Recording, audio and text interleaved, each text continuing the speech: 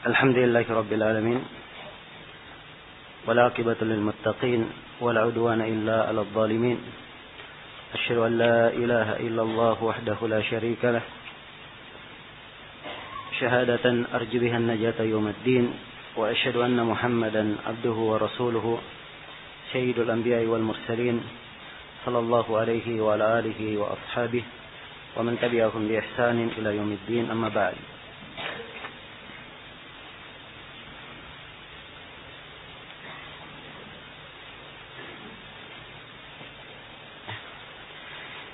Ini majlis yang ke-7 dari syarah kitab Ad-Durrar Al-Bahiyah fil Masail Al-Fiqhiyah dari Daurah Fikih kita pada hari yang kedua ini.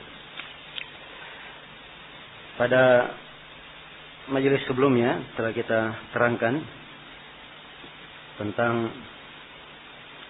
kaifiyat salat Nabi sallallahu alaihi wasallam. Dan tentunya di penjelasan kaifiyat salat Nabi sallallahu alaihi wasallam ini apa yang dijelaskan itu adalah penjelasan global yang kita harapkan telah kita ambil darinya kaidah-kaidah di dalam penyebutan syarat-syarat salat, rukun-rukun, kewajiban dan sunnah-sunnahnya. Walaupun dimaklumi di dalam sunnah-sunnah salat ada hal-hal lain yang belum kita rinci di sini. Ya. Dan insyaallah taala semoga Allah mudahkan di kesempatan yang lain. Nah, tapi saya ingatkan di poin yang terakhir tentang pembahasan berzikir dengan kebaikan dunia dan akhirat, membaca doa dari kebaikan dunia dan akhirat. Ini banyak diterangkan di dalam hadits-hadits konteks doa yang dibaca. Apakah itu yang dibaca di dalam ruku, yang dibaca di dalam sujud, yang dibaca sebelum salam. Yang menunjukkan tentang pentingnya doa ini dan harusnya kita menghayati makna doa-doa tersebut. Sebab doa-doa ini termasuk hal yang membantu seorang itu khusyuk di dalam salatnya dan lebih mengarahkannya kepada hakikat dan maksud dari ibadah salat itu. Karena itu kita salat 5 waktu dalam sehari, disyariatkan salat-salat sunnah. Ini semuanya untuk menjaga hati seorang hamba senantiasa terkait dengan Allah Subhanahu wa taala. Ya, dan kalau doa-doa tersebut diperhatikan, subhanallah, doa-doa yang sangat indah dan kebaikan-kebaikan yang sangat besar terdapat di dalam doa tersebut. Misalnya doa di belakang tasyahud sebelum salam yang diajarkan oleh Nabi kepada Abu Bakar As-Siddiq. Allahumma inni zalamtu nafsi zulman katsira wa la yaghfiru dzunuba illa anta faghfir li maghfiratan min 'indika warhamni innaka antal ghafurur rahim. Ini dalam hadis riwayat Bukhari dan Muslim. Ya Allah, sungguhnya saya menzalimi diriku yang kezaliman yang banyak. Tidak ada yang mengampuni dosa kecuali Engkau. Maka ampunilah saya dari pengampunan. Ampunilah saya dengan sebuah pengampunan dari sisimu. Rahmatilah saya, sungguhnya Engkau Maha Pengampun lagi Maha Merahmati. Dan di antara doa yang diajarkan oleh Nabi dari Shaddad bin Aus, riwayat An-Nasai, Nabi membaca di dalam salatnya, Allahumma inni as'aluka ats-tsabata fil amr wal 'azimata 'ala ar-rushd wa as'aluka syukra ni'matik wa husna ibadatik wa as'aluka qalban saliman wa lisanan sadiqa wa as'aluka khaira ma ta'lam wa a'udzu bika min syarri ma ta'lam wa astaghfiruka lima ta'lam. Ya, ini doa ringkas tapi subhanallah. Doa ini dikuatkan oleh Syekh Al-Albani rahimahullah, di mana Rasulullah mengajarkan dalam doa, ya Allah, sungguhnya saya memohon kepadamu kekokohan dalam segala perkara, azimah, kekuatan semangat di dalam petunjuk, menjalankan petunjuk, dan saya memohon kepadamu untuk mensyukuri nikmatmu dan memperbaiki ibadah kepadamu. Saya mohon kepadamu hati yang selamat, lisan yang jujur, dan saya memohon kepadamu kebaikan apa yang engkau ketahui, dan saya berlindung kepadamu dari kejelekan apa yang engkau ketahui, dan saya mohon ampun kepadamu dari hal yang engkau tahu. Maksudnya hal yang engkau tahu ada pada diriku, ya, dan saya jatuh di dalamnya. Ya, di dalam hadits Abi Hurairah juga riwayat Muslim, Rasulullah mengajarkan doa di dalam sujud, Allahumma ighfir lambi kullahu diqqahu wa jillahu awwalahu wa akhirahu alaniyatahu wa sirrahu. Ya Allah, ampunilah seluruh dosaku, kasar maupun halusnya, awal maupun akhirnya, yang terang-terangan maupun yang dirahasiakan. Ya. Dan doa yang diajarkan kepada Mu'adz bin Jabal, yang dimana Rasulullah SAW berkata kepada Mu'adz, ya Mu'adz, inni uhibbuka, wahai Mu'adz, saya cinta kepadamu. Fakul fi duburi kulli salatika, ucapkanlah di belakang setiap salatmu, Allahumma a'inni ala dzikrika wa syukrika wa husni ibadatik. Ya, hadits Mu'adz ini sahih, dan dari kebiasaan guru-guru kita yang memberikan ijazah-ijazah periwayatan, biasanya hadits ini dibacakan kepada kita. Kemudian beliau berkata, saya cinta kepada kalian, telah menceritakan kepada saya guru saya berkata kepada saya cinta kepada engkau, terus bersambung sampai kepada Nabi sallallahu alaihi wasallam. Ya. Dan ini doa dibaca di akhir tasyahud sebelum salam menurut pendapat yang terkuat. Ya.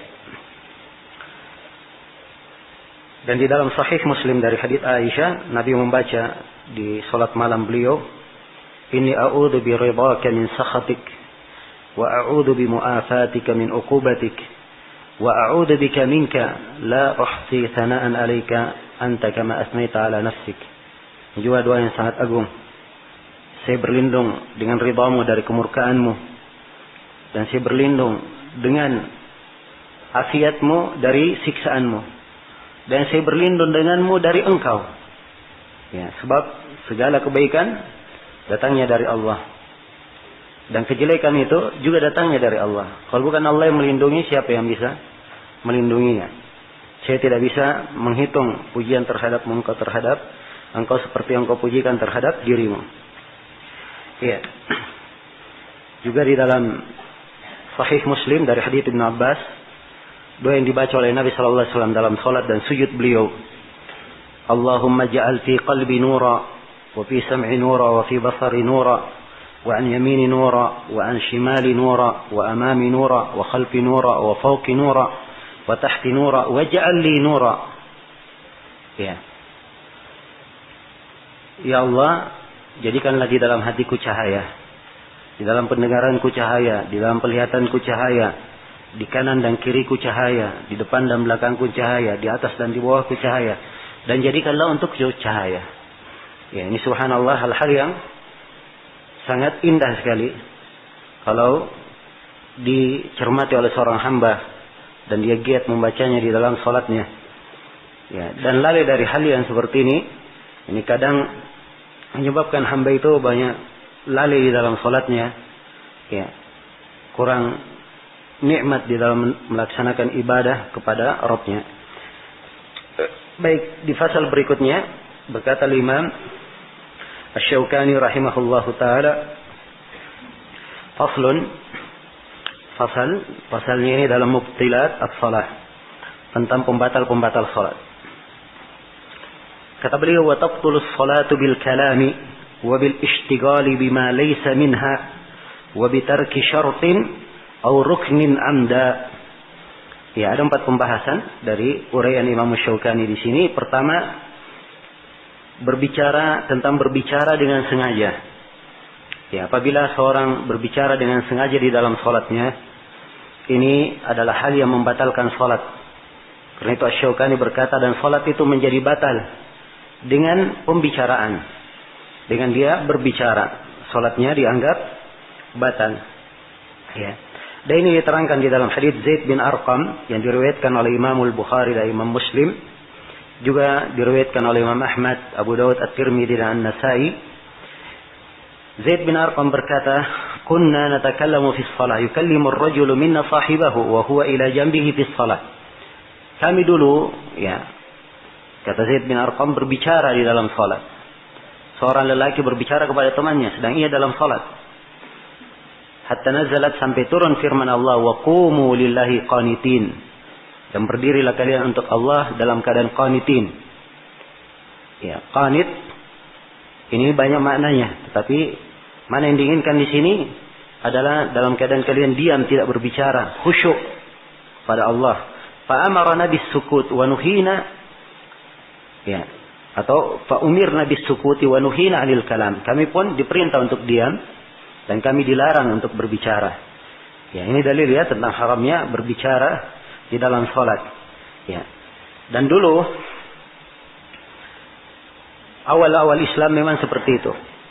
Ya, sampai Ibnu Mas'ud berkisah dalam hadits riwayat Bukhari dan Muslim, ya, dulunya kami memberi salam kepada Nabi, Nabi sedang salat, Nabi jawab salam itu. Begitu kami kembali dari Najasyi, maksudnya setelah hijrah yang pertama, kami kembali, ya, kami memberi salam kepada Nabi, Nabi tidak menjawabnya. Nabi tidak menjawabnya. Nanti setelah salam baru beliau apa? Menjawabnya. Maksudnya begitu. Jadi kalau seorang diberi salam ketika dia sholat, ya, maka tidak dijawab. Nah, nanti dia jawab setelah dia sholat. Ya. Kemudian Nabi SAW bersabda, inna fis sholati la syughla, sungguhnya dalam sholat itu kesibukan yang sangat sibuk. Ya, sholat itu kesibukan yang sangat sibuk. Maka seorang tidak berbicara di dalamnya. Dan telah berlalu hadits Muawiyah bin Hakam As-Sulami, riwayat Imam Ahmad, Muslim, An-Nasai dan Abu Daud. Teguran kepada Muawiyah bin Hakam As-Sulami ketika beliau berbicara di dalam sholat. Kata beliau, inna hadhihi sholata, sungguhnya sholat ini, la yasluhu fiha syai'un min kalamin nas. Tidak pantas padanya ada pembicaraan dari manusia. Ya, innama huwa tasbihun wa takbir wa qiraatil Quran. Semuanya dia tasbih, takbir dan membaca Al-Quran. Dan ini menunjukkan kepada kita bahwa berbicara dalam salat itu hal yang terlarang. Muawiyah bin Hakam As-Sulami, beliau berbicara, kisahnya masyhur ya. Jadi Muawiyah bin Hakam As-Sulami bersin. Ya. Tidak ada yang menjawab. Dia berkata alhamdulillah, tidak ada yang menjawab bersinnya. Maka Muawiyah bin Hakam As-Sulami berkata kepada orang yang di sampingnya, kenapa kalian tidak ada yang menjawab bersin saya? Ya. Terus dia berbicara, ribut para sahabat. Akhirnya sebagian sahabat memukulkan tangannya ke paha mereka supaya Muawiyah bin Hakam ini diam. Maka setelah Muawiyah bin Hakam selesai sholat, kata Muawiyah bin Hakam, saya tidak pernah melihat seorang pendidik seperti Rasulullah. Saya tidak dimarahi, tidak pula dipelototi mata. Ya. Kemudian beliau berkata, diucapkanlah hadits ini. Jadi pembicaranya ditegur. Ya. Dan hal ini tidak membatalkan sholatnya, sebab ketika dia lakukan, dia dalam keadaan apa? Keadaan jahil. Ini menunjukkan kalau dia lakukan dalam keadaan dia tahu, itu adalah hal yang apa? Membatalkan salatnya. Karena itu diingatkan oleh Nabi Sallallahu Alaihi Wasallam. Ini adalah hal yang tidak didiamkan. Baik. Kemudian kata Imam Syaukani, rahimahullahu taala, wabil ishtigali bima laysa minha. Yang tidak boleh sibuk dengan hal-hal yang di luar salat. Ya. Sibuk dengan hal-hal yang bukan dari salat itu. Ya. Nah, di sini hal yang bukan dari solat yang membatalkan, kalau hal tersebut telah mengeluarkan dia dari hayat solat, telah mengeluarkan dia dari ketentuan apa? Ketentuan solat. Nah, misalnya orang solat, dia lagi menjahit, ya misalnya, atau lagi bikin kerajinan, ya, atau dia berjalan, ya dia solat berjalan jauh sekali berjalannya. Ini bukan solat lagi namanya, tapi orang berjalan. Ya kan begitu. Ya, demikian pula orang yang sholat tapi terlalu banyak menoleh ke kanan dan ke kiri. Ini perbuatan bukan dari sholat. Selain dari ada larangan dalam hal itu, dia telah melakukan gerakan-gerakan yang mengeluarkan dia dari penamaan sholat. Dan ini membatalkan apa? Membatalkan sholatnya. Adapun gerakan yang sedikit yang diperlukan, itu tidak dipermasalahkan. Gerakan sedikit yang diperlukan. Ya, misalnya dia membawa anak kecil sholat, kemudian dia gendong misalnya. Ya. Dia diamkan. Itu tidak ada masalah. Nabi melakukannya. Dan Nabi pernah sholat di atas mimbar.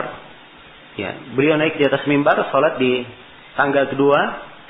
Ya. Begitu beliau mau ruku, begitu mau sujud, beliau turun dari tangga. Kemudian sujud di bawah. Setelah selesai sujud, naik lagi, beliau naik tangga lagi. Ya. Ini ada keperluan karena ingin memberi contoh kepada sahabat bagaimana apa? Bagaimana cara sholat itu secara perbuatan. Nah, jelas ya? Maka boleh seorang ya naik di atas mimbar tersebut, dan di sini Nabi melakukan gerakan, dan ini tidak bermasalah.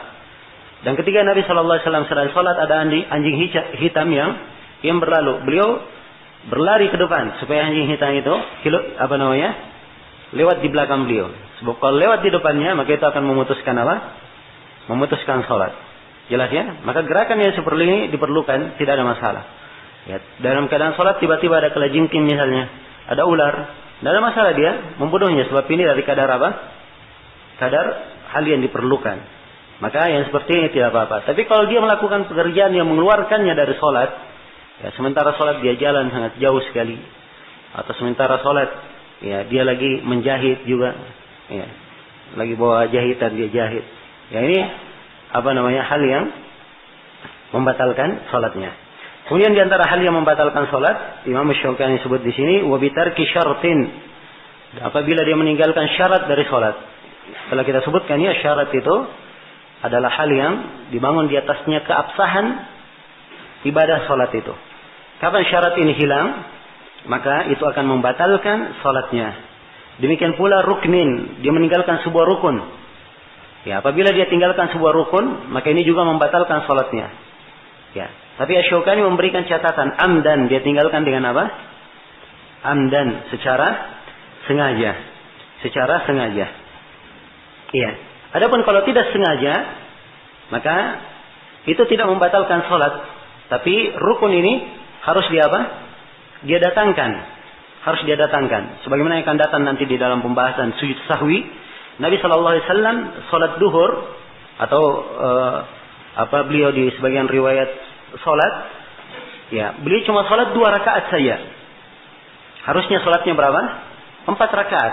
Beliau salam setelah itu. Beliau salam. Jelas ya? Maka yang ditinggalkan di sini 2 rukun sekaligus. Ya, 2 rakaat sekaligus. Berapa rukun di dalamnya yang ditinggalkan? Berhubung hal ini bukan ditinggalkan dengan sengaja, maka Nabi menambah 2 rukun itu, setelah itu sujud sahwi. Setelah itu beliau sujud sahwi. Jelas sampai sini? Nah, maka kalau tidak sengaja itu tidak ada masalah. Tapi rukunnya harus dia datangkan. Ya, harus dia datangkan. Kalau dia terikut di rakaat, dia harus datangkan 1 rakaat penuh.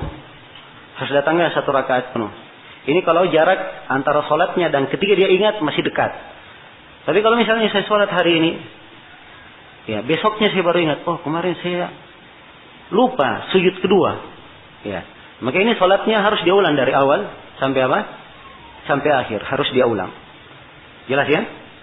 Harus dia ulang dari awal sampai akhir. Nah, sebab yang namanya kewajiban, kalau kewajiban tersebut harus didatangkan, harus dia lakukan, maka itu tidak gugur. Kewajiban itu karena lupa dan karena apa? Karena lupa atau karena dia tidak sengaja, tapi harus dia datangkan. Kapan dia ingat, maka wajib dia apa? Dia datangkan. Iya. Baik. Selesai sudah pembahasan tentang pembatal-pembatal salat. Berikutnya kata Imam Syaukani rahimahullah, faslun. Fasal ini tentang salat ahli al-a'dzar. Tentang salat orang yang punya udur. Iya. Itu tanda kurung saya sudah terangkannya dari awal, bahwa apa yang ditanda kurung di judul-judul bab itu tambahan dari kita sendiri yang menambahnya. Ya, kalau di asal bukunya Imam Syaukani hanya menulis fasal, begitu saja. Ya, kalau lengkap tidak ada kurungnya, berarti memang di asalnya, di asal tulisan tangan beliau memang tertulis seperti itu lengkap. Salat orang yang berudur.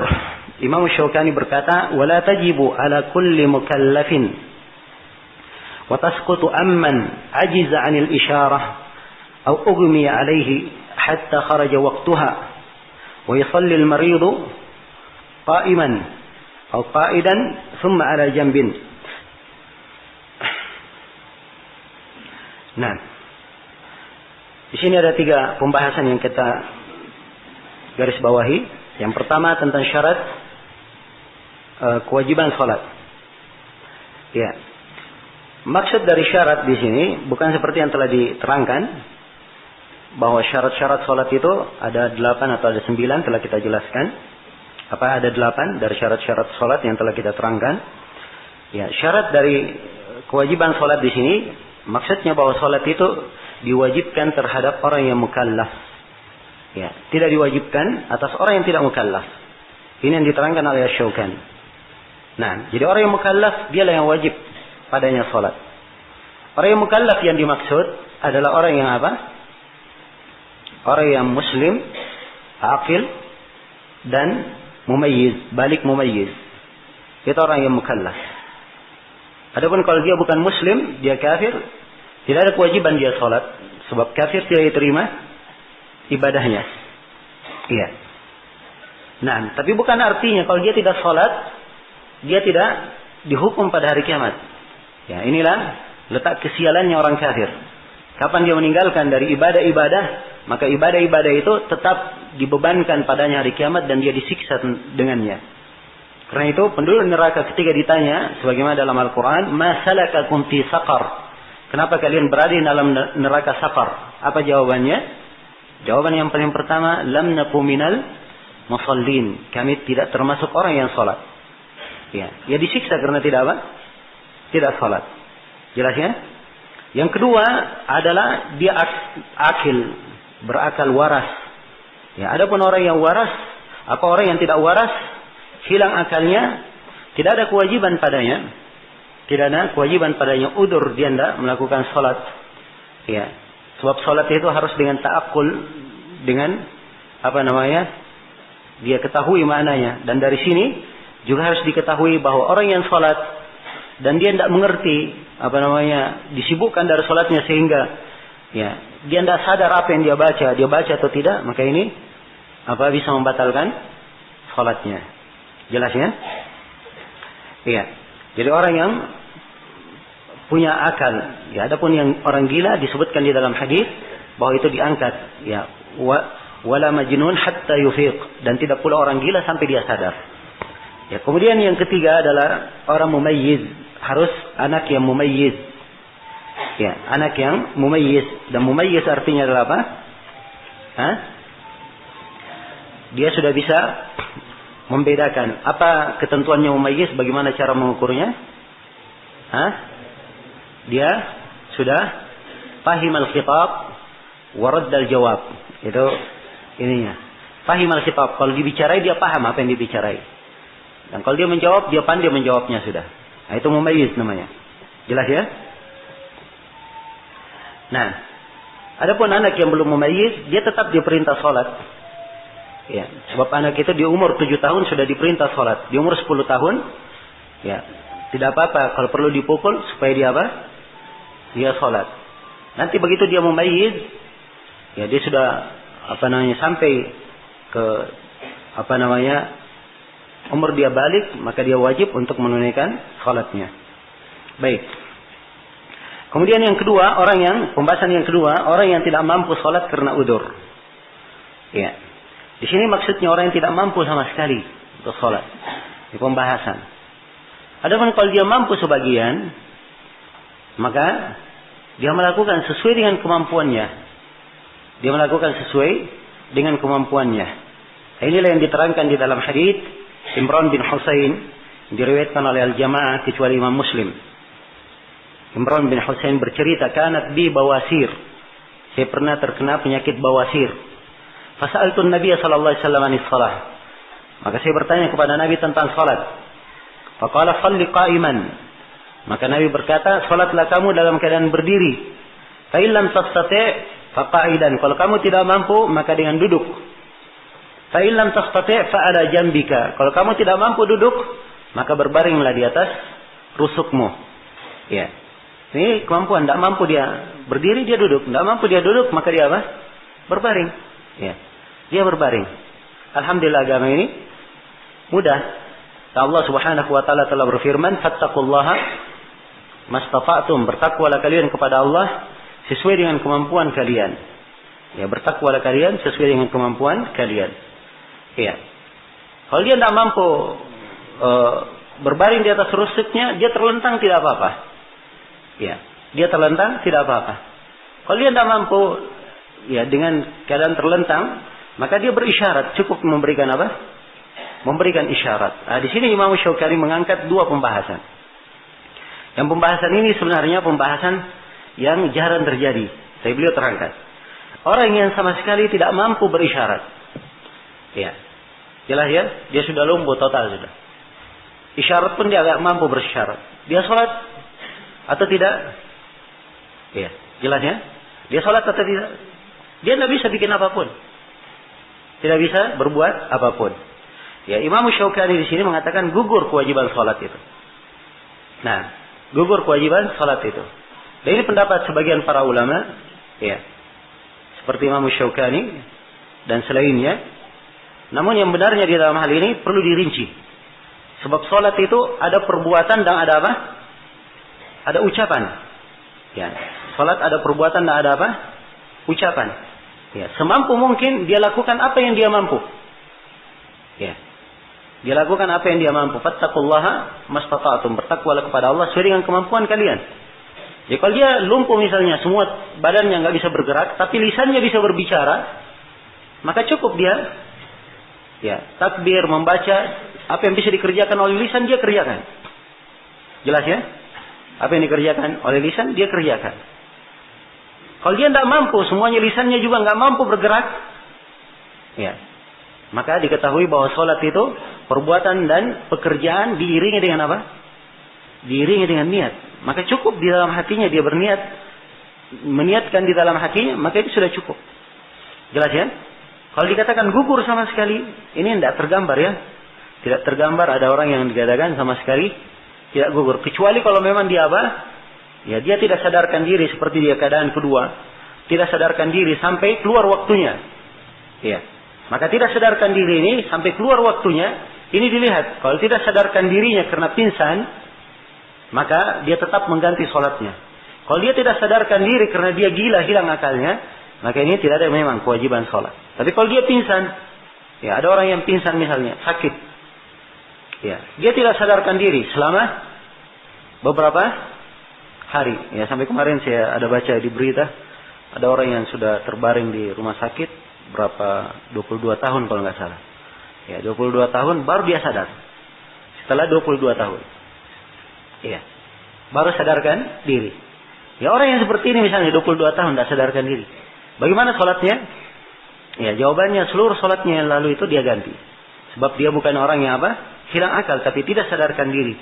Orang yang tidak sadarkan diri walaupun sudah keluar waktunya, dia dihukumi sama dengan orang yang apa? Orang yang tidur atau orang yang lupa dari sholatnya. Dan ini sholatnya kapan dia ingat? Maka dia ganti secara berurut sesuai dengan kemampuannya. Ya. Sesuai dengan kemampuannya. Jelas ya? Sampai selesai kewajibannya. Jelas ya? Ini mengangkat kewajiban dan juga akan memperbanyak. Ya, tetap menjaga amalannya. Tetap menjaga amalannya. Ya, dan sebagian orang mengatakan, oh ini berat. Nah, ini berat. Ya, justru kalau dipikir sebenarnya, kalau dia tidak lakukan, dia akan luput dari sejumlah kebaikan dan amalan salih. Ya, maka di sini dari hikmah syariat tentang wajibnya seorang itu, yang mengganti apa yang dia luput darinya. Iya. Jelas ya? Baik. Kemudian kata Syaukani rahimahullah, wa yusallil maridu qa'iman atau qa'idan atau ala jamb. Ya, ada orang yang sakit, dia salat berdiri atau duduk atau dengan berbaring di atas rusuknya. Ini telah kita terangkan ya tadi haditsnya. Hadits siapa tadi? Hadits Imran ibn Husain. Nah. Baik, selesai sudah fasal tentang ahlul a'dar, orang-orang yang mempunyai udur. Ya sebenarnya orang yang mempunyai udur di sini pembahasannya banyak. Cuma Imam Syaukani memecahnya menjadi banyak pembahasan. Ya udur itu beraneka ragam. Ada yang udur karena sakit, ada udur karena safar, ada udur karena khauf, karena rasa takut. Ya, jelas ya. Dan ada udur-udur yang lainnya. Tapi di sini beliau, ya karena salatul khauf ada pembahasannya sendiri, beliau bahas di salatul khauf. Tentang safar ada salat musafir beliau terangkan. Ya, ada salat musafir beliau terangkan. Nanti di Jumat juga akan diterangkan sebagian hal. Karena itu beliau hanya menyimpulkan hal yang terpenting saya yang perlu dibahas di sini. Jelas ya, di pembahasan yang lainnya dimasukkan di bab-babnya sendiri. Nah, ini dari ijtihad seorang alim dalam menentukan tertib masail-masail. Ya, tapi yang repot kalau seorang penuntut ilmu misalnya dia baca di buku lain, ternyata pembahasan salat yang orang punya udzur panjang sekali. Ya. Kenapa Imam Syaukani pendek sekali pembahasannya? Oh, ini berarti Imam Syaukani kurang pengetahuannya. Ya. Maka ini adalah orang yang terlalu lancang menghukumi para a'immah. Ya, dan ini subhanallah kita ditimpa musibah dengan orang-orang yang seperti ini jenisnya di masa ini. Ya, apalagi di pembahasan hadits, ya, sering kita kesal membaca buku, ya, ditahqiq oleh muasir baru hidup di masa ini. Ya, datang tiba-tiba dia berkata Ibnu Hajar telah keliru dalam hal ini. Ya, telah keliru di dalam hal ini. Ya, kita katakan manusia tidak ada yang selamat dari kesalahan, betul itu. Ya, tapi cara mengatakan Ibnu Hajar itu keliru juga adalah hal yang keliru. Ya, dia katakan ini hadits oleh Ibnu Hajar dikatakan diriwayatkan oleh An-Nasai. Saya periksa di cetakan An-Nasai tidak ada riwayat ini. Ya, berarti Ibnu Hajar keliru. Ya, ini keterlaluan namanya. Ya, dia baru hidup di masa ini. Sunan An-Nasai juga, ya, belum tentu dijamin semuanya sampai kepada dia. Ibnu Hajar melihat Sunan Nasai yang mana? Beliau ini membawakan riwayat dengan sanad-sanad. Ya. Berbeda dengan dia muasir cuma baca buku-buku yang dicetak, tiba-tiba dikatakan Ibnu Hajar keliru. Tidak di dalam Sunan An-Nasai. Ini terlalu lancang namanya. Maka hal yang seperti ini jangan seorang penuntut ilmu itu beretika dan beradab, ya, terhadap seorang alim. Ya, dia pandai memberikan udzur, pandai memberikan jalan keluar. Ya, itulah sebenarnya pentingnya ilmu, dan itulah saya katakan pentingnya mempelajari fikih dari awal sampai akhir supaya wawasan seorang itu terbuka, luas wawasannya. Beda orang yang memahami fikih kitab Thaharah misalnya, ya, dia hanya itu saja yang dia ketahui, dengan orang yang telah memahami seluruh fikih dari awal sampai akhir, beda dia dalam melihat wawasan di dalam membahas pembahasan fikih tersebut. Iya. Baik, selesai sudah ya bab tentang salat ahli al-adhar. Kemudian di bab berikutnya kata Syaukani rahimahullah, babu salatit tatawwu'. Bab tentang salat tatawwu', yaitu tentang salat sunnah. Ya, tentang salat sunnah. Nah, di sini Imam Syaukani menyebutkan sejumlah salat sunnah. Nah, yang pertama beliau sebutkan salat rawatib. Ya, kita pecah dari 5 pembahasan salat rawatib ini. Kemudian berikutnya beliau sebutkan salat duha. Setelah itu beliau sebutkan salat al-lail. Kemudian setelah itu beliau sebutkan salat witir. Ya, ini tidak dicatat di sini, harusnya diletakkan di ke-8, salat witir. Kemudian yang ke-9 salat tahiyatul masjid, yang ke-10 salat istikharah, dan yang ke-11 adalah 2 rakaat antara adzan dan qamat. Antara adzan dan qamat. Ya, baik. Ini 11 salat sunnah disebut oleh Imam Syaukani. Yang pertama rawatib zuhur. Imam Syaukani berkata, hiya arba'un qabla adh-dhuhri wa arba'un ba'dahu. 4 rakaat sebelum zuhur dan 4 rakaat setelah apa? Setelah zuhur. Baik, tentang 4 rakaat ini pertama saya bawakan dulu riwayat-riwayat. Ya, sebab banyak riwayat tentang salat apa? Salat rawatib ini. Di antara riwayat tersebut hadits Ibnu Umar, riwayat Bukhari dan Muslim. Kata Ibnu Umar radhiyallahu taala anhu, "Hafidtu min Rasulillah sallallahu alaihi wasallam raka'ataini qabla adh-dhuhr." Saya hafal dari Nabi 2 rakaat sebelum zuhur, wa raka'ataini ba'da adh-dhuhr, dan 2 rakaat setelah zuhur. Jadi ini Ibnu Umar, 2 rakaat sebelum zuhur, 2 rakaat apa? Setelah zuhur. Ya. Kemudian 2 rakaat sebelum ba'dal maghrib. Raka'ataini ba'dal maghrib, 2 rakaat setelah maghrib. Wa raka'ataini ba'dal isya, dan 2 rakaat setelah isya. Wa raka'ataini qabla al-ghada, dan 2 rakaat sebelum apa? Sebelum subuh. Ya, semuanya berapa? 10 rakaat. Ya. Ini hadits Ibnu Umar. Nah, di dalam hadits Aisyah radhiyallahu taala anha yang diriwayatkan oleh Imam At-Tirmidzi, ya, haditsnya juga diriwayatkan oleh Imam Ahmad, Muslim, Abu Daud, tapi dengan maknanya. Ya, tapi di dalam riwayat Muslim disebutkan sebelum zuhur 4 rakaat. Ya, sebelum zuhur 4 rakaat. Jadi sebelum zuhur 2 rakaat. Ini dalam riwayat Tirmidzi. Kalau dalam riwayat Muslim 4 rakaat. Setelah zuhur 2 rakaat. Setelah maghrib 2 rakaat. Setelah isya 2 rakaat. Dan sebelum subuh 2 rakaat. Jadi kalau dalam hadits Aisyah ini jumlahnya berapa rakaat? 12 rakaat. Kalau hadits Ibnu Umar pertama jumlahnya 10 rakaat. Ya, dalam hadits Ummu Habibah, riwayat Muslim, Ahmad dan Imam 4, Al-Bukhari tidak mengeluarkan hadits ini. Ya, beliau berkata, "Man shalla min yawmin wa lailatin 12 sajadatan siwal maktuba bunya lahu baitun fil jannah." Siapa yang salat dalam sehari dan semalam 12 rakaat, 12 rakaat, ya, selain dari salat wajib, maka akan dibangun untuknya apa? Rumah di surga. Nah, Ya 12 itu yang disebut dalam hadis Aisyah, dan juga dalam hadis Ummu Habibah yang lainnya beliau terangkan, ya kata beliau, man hafadha ala 4 raka'atin qabla adh-dhuhr wa 4 ba'daha harramahu Allahu 'ala an-nar. Siapa yang menjaga 4 rakaat sebelum duhur dan 4 rakaat setelah duhur, maka Allah haramkan untuknya apa? Neraka. Kalau begitu rawatib duhur ada 3 kaifiyat. Bisa 2 rakaat sebelum duhur, bisa 2 rakaat setelah apa? Setelah duhur. Ini yang pertama. Yang kedua, boleh 4 rakaat sebelum duhur, boleh 2 rakaat setelah apa? Setelah duhur. Yang ketiga, 4 rakaat sebelum duhur dan 4 rakaat setelah apa? Setelah duhur. Ini 3 riwayat. Semuanya sahih. Ini rawatibnya apa? Duhur. Kemudian kata Syaukani rahimahullah, wa arba'un qabla al-'asr, dan 4 rakaat sebelum asar. Ya, dalilnya 4 rakaat sebelum asar adalah hadis Ibnu Umar riwayat Ahmad, Abu Daud dan Tirmidzi. Rasulullah sallallahu alaihi wasallam bersabda, rahimallahu imra'an shalla qabla al-'asri 4. Ya, Allah merahmati seorang hamba, dia salat sebelum asar 4 rakaat. Dia salat sebelum asar berapa? 4 rakaat. Allah merahmatinya. Iya.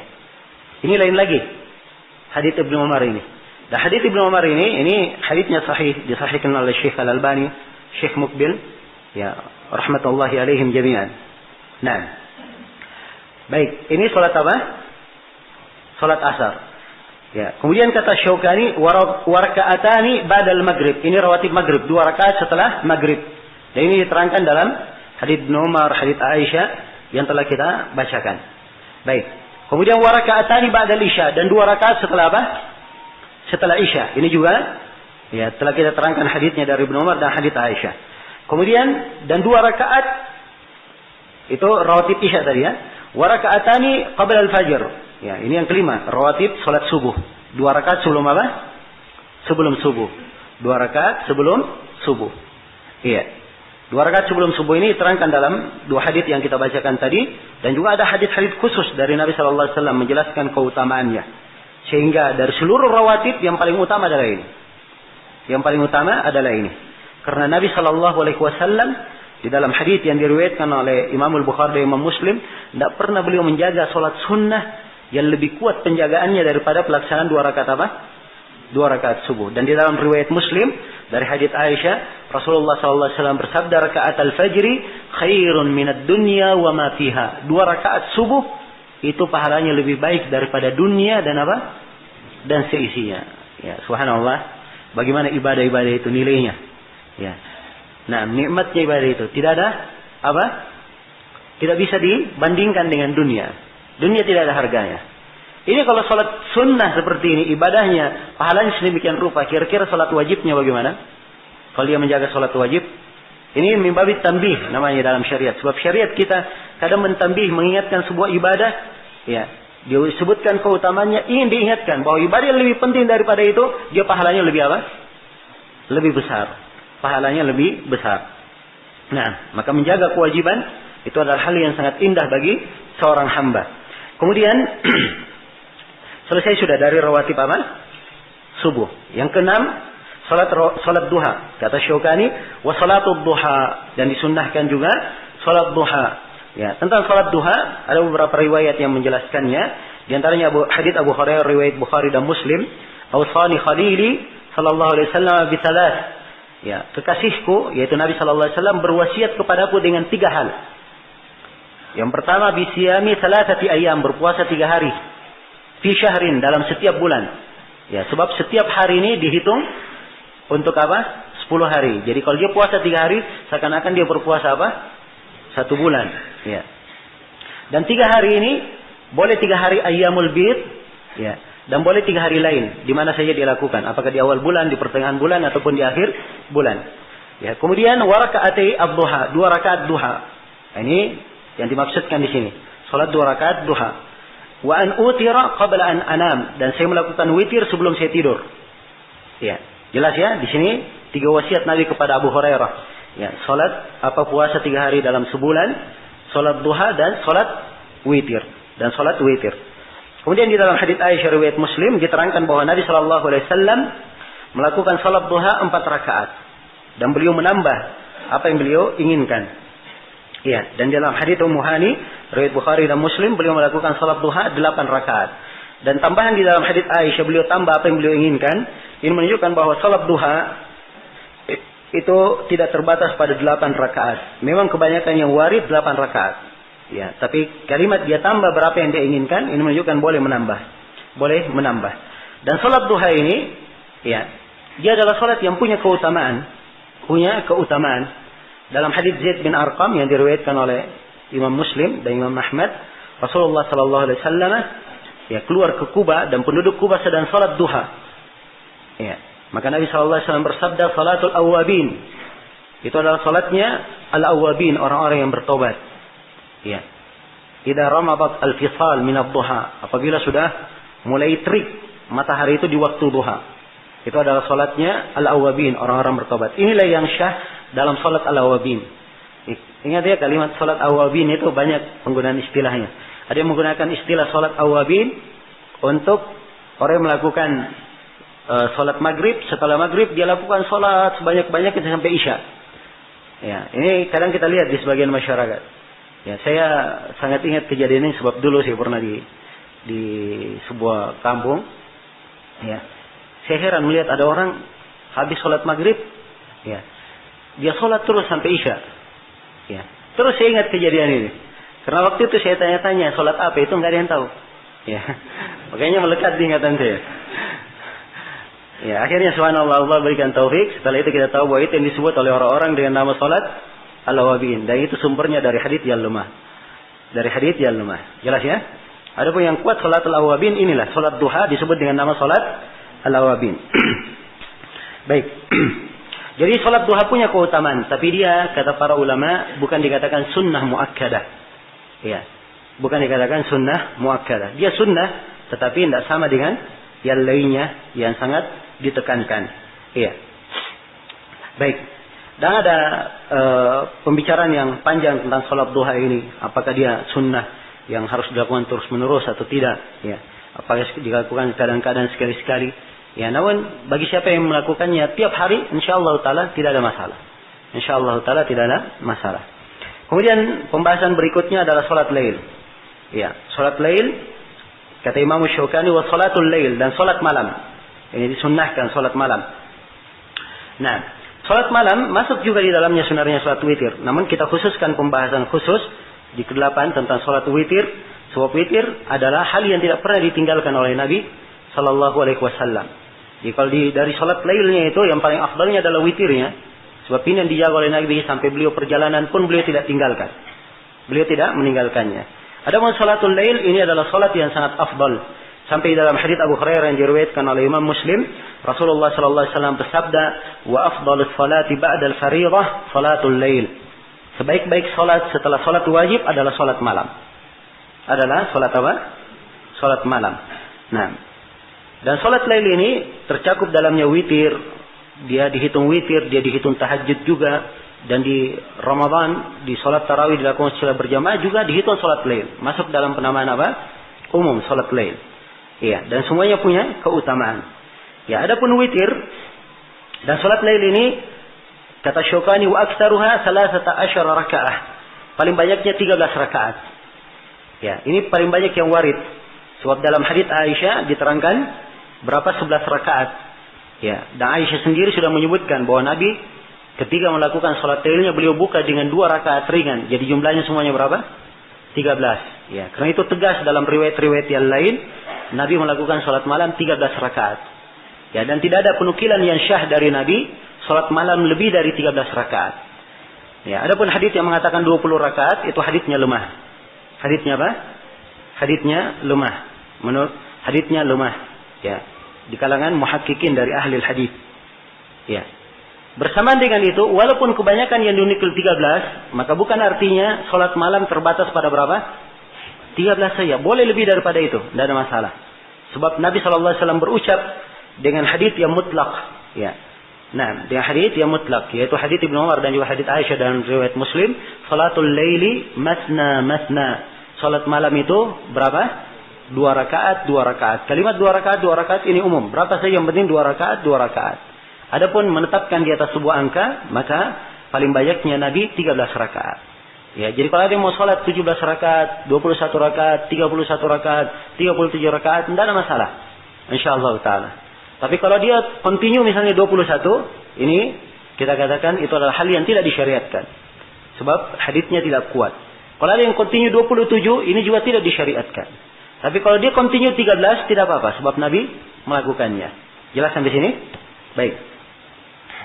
Jadi kalau dia kadang 17, kadang 21 dan seterusnya, itu boleh saja. Ya, walaupun paling afdalnya seorang terbatas 13, ya, continue melakukannya, itu lebih afdal baginya. Itu lebih utama baginya. Ya. Tentang salat witir, di dalam hadits Ibnu Umar yang diriwayatkan oleh Imam Al-Bukhari dan Imam Muslim, Ibnu Umar berkata, "Ij'alu akhir salatikum bil-laili witra." Jadikanlah akhir salat kalian di malam hari dengan sebagai salat witir. Jadikan akhir salat kalian di malam hari sebagai salat witir. Witir itu adalah hal yang disyariatkan. Ya, sebagian para ulama memandang bahwa witir itu wajib hukumnya. Namun itu pendapat yang tidak begitu kuat. Yang benarnya bahwa witir adalah sunnah muakkadah. Sunnah muakkadah tidak wajib. Dan dia wajib itu hanya untuk Nabi sallallahu alaihi wasallam. Nabi wajib melakukan salat witir. Ya, wajib melakukan salat witir. Karena itu beliau tidak pernah meninggalkannya. Ya. Dan salat witir ini dilakukan antara salat Isya sampai salat subuh. Ya. Dilakukan antara salat Isya sampai kapan? Sampai salat subuh. Itu waktu pelaksanaan salat witir. Nah, witir boleh 1 rakaat, boleh 3 rakaat, boleh 5 rakaat, boleh 7 rakaat, boleh 9 rakaat. Ya. Jelas ya? Itu witir. Ya. Semuanya ada tuntunannya dari Rasulullah sallallahu alaihi wasallam. Baik, selesai sudah salat lail dan salat witir. Yang ke 9, sini tertulis 8 ya. Kita sudah berbagi tadi. Yang ke-8 harusnya apa? Salat witir.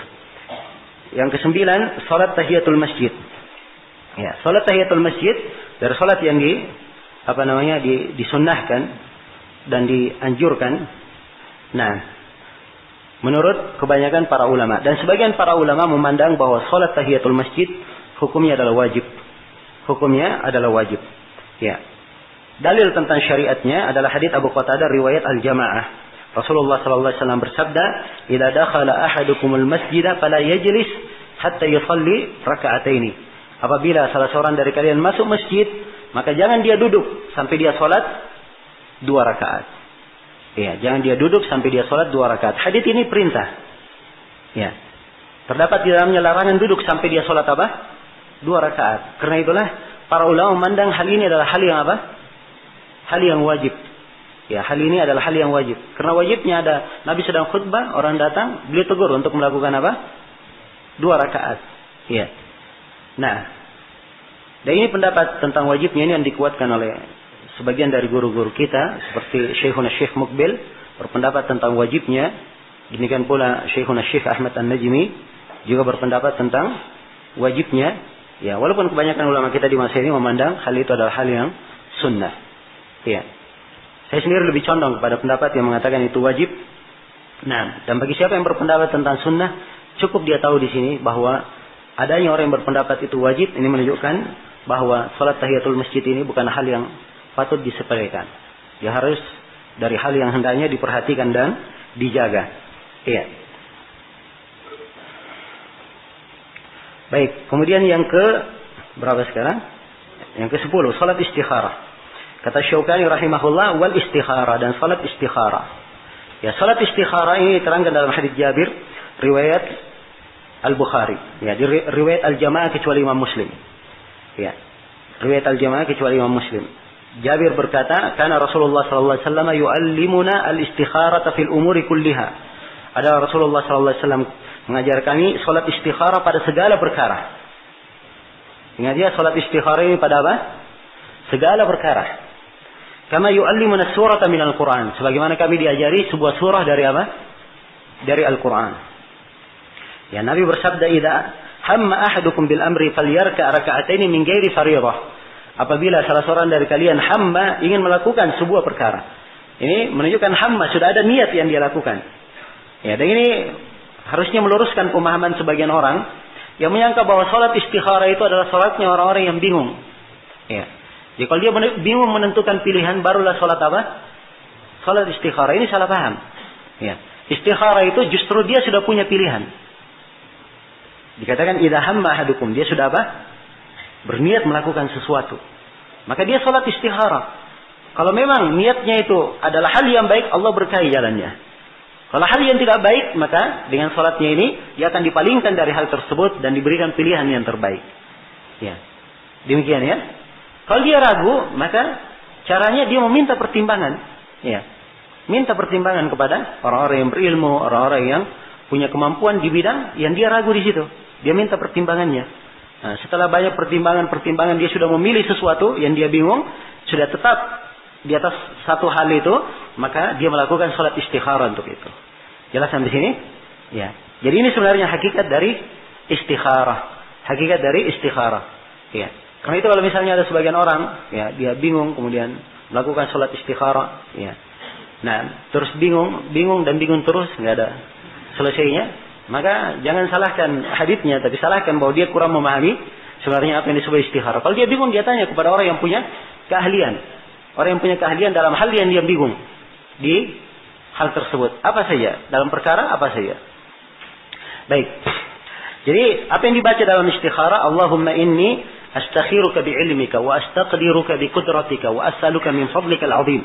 فإنك تقدر ولا أقدر وتعلم ولا أعلم وأنت علام الغيوب اللهم إن كنت تعلم أن هذا الأمر disebutkan perkaranya أن هذا الأمر ya kalau dia sebut misalnya istikharahnya karena dia mau nikahi seorang perempuan ya dia katakan Allahumma in kunta ta'lamu anna hadha az-zawaj ya misalnya ya atau anna zawaji laha misalnya ya ini contoh ya khairul li fi dini wa ma'ashi wa akibati amri ya, wa akibati amri. Ini boleh sampai situ dia baca dan boleh dia ganti.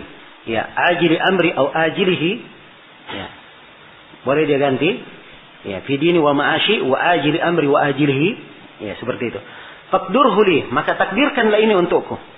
Wa yassirhu li, dan mudahkanlah saya dalam perkara itu. Wa barik li fihi, dan berkailah saya dalam hal itu. Kalau memang itu baik. Ya kan? Ya. Jadi ini nampak bahwa hal yang dia ingin pilih minta pilihan dari Allah, hal yang sudah dia apa? Ingin dia lakukan. Jadi kalau dia masih bingung, masih disebut dua-duanya. Ya. Tidak ada di dalam pengajaran doa, ya Allah saya bingung antara dua hal, pilihkanlah saya salah satu dari keduanya. Ya, tidak ada di dalam penyebutan doa ini. Jelas ya, tapi dia sudah sebut satu perkara yang dia akan lakukan. Ya, kalau memang itu baik, ya Allah takdirkanlah hal itu untukku. Mudahkan saya kepadanya dan berkahi saya dalam hal itu. Kalau memang itu baik. Ya. Kelanjutan doa, wa in kunta ta'lamanna hadzal amr syarrul li fi dini wa ma'ashi wa akibatu amri, atau dia katakan syarrul li fi dini wa ma'ashi wa ajili amri wa ajilihi. Ya. Fasrifhu anni, maka palingkanlah saya darinya. Wasrifhu fasrifhu anni wasrifni anhu. Palingkanlah saya darinya atau palingkanlah dia dari saya dan palingkanlah saya darinya. Waqdur liyal khaira haitsu kana, dan takdirkanlah untukku kebaikan dimanapun kebaikan itu berada. Tsumma ardini bihi, kemudian berilah saya keridhaan terhadap perkara yang kamu pilihkan itu. Ya, jelas ya? Nah, di sini letak indahnya salat istikharah. Tapi ini subhanallah dari sunnah yang ya banyak orang melalaikannya. Ya harusnya setiap orang yang melakukan apa saja dia sudah siap melakukan perkara, ya ingin melakukan ini, melakukan itu, ya dia melakukan salat istikharah. Tapi subhanallah, kadang kita kurang mengamalkan dan kurang memperhatikan tuntunan-tuntunan. Ya, padahal subhanallah kalau kita lakukan tuntunan-tuntunan tersebut, banyak sekali kebaikan yang kita dapatkan. Baik, jadi ini salat istikharah. Salat istikharah. Salat istikharah 2 rakaat bukan wajib. Ya. Kalau misalnya orang sudah salat istikharah sekali, dia mau ulangi lagi tidak ada masalah. Boleh dia ulangi. Ya. Ya, tidak ada larangan untuk mengulanginya. Baik, kemudian yang terakhir di sini yang ke-11 2 rakaat antara adzan dan qamat. Asy-Syaukani berkata wa raka'atani baina kulli adanin wa iqamah. Disyariatkan 2 rakaat antara adzan dan qamat. Semua salat antara adzan dan qamat disyariatkan salat apa? 2 rakaat. Kalau duhur ada rawatib sebelum duhur. Ya, itu jelas. Asar juga ada rawatib sebelum asar. Untuk maghrib dan isya tidak ada rawatibnya. Tapi ada 2 rakaat antara apa?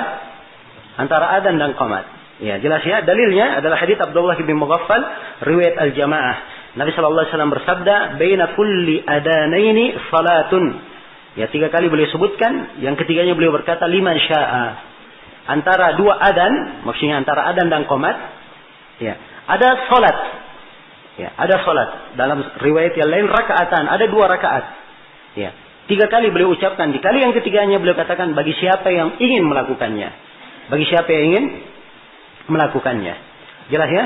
Maka ini menunjukkan tentang disyariatkannya.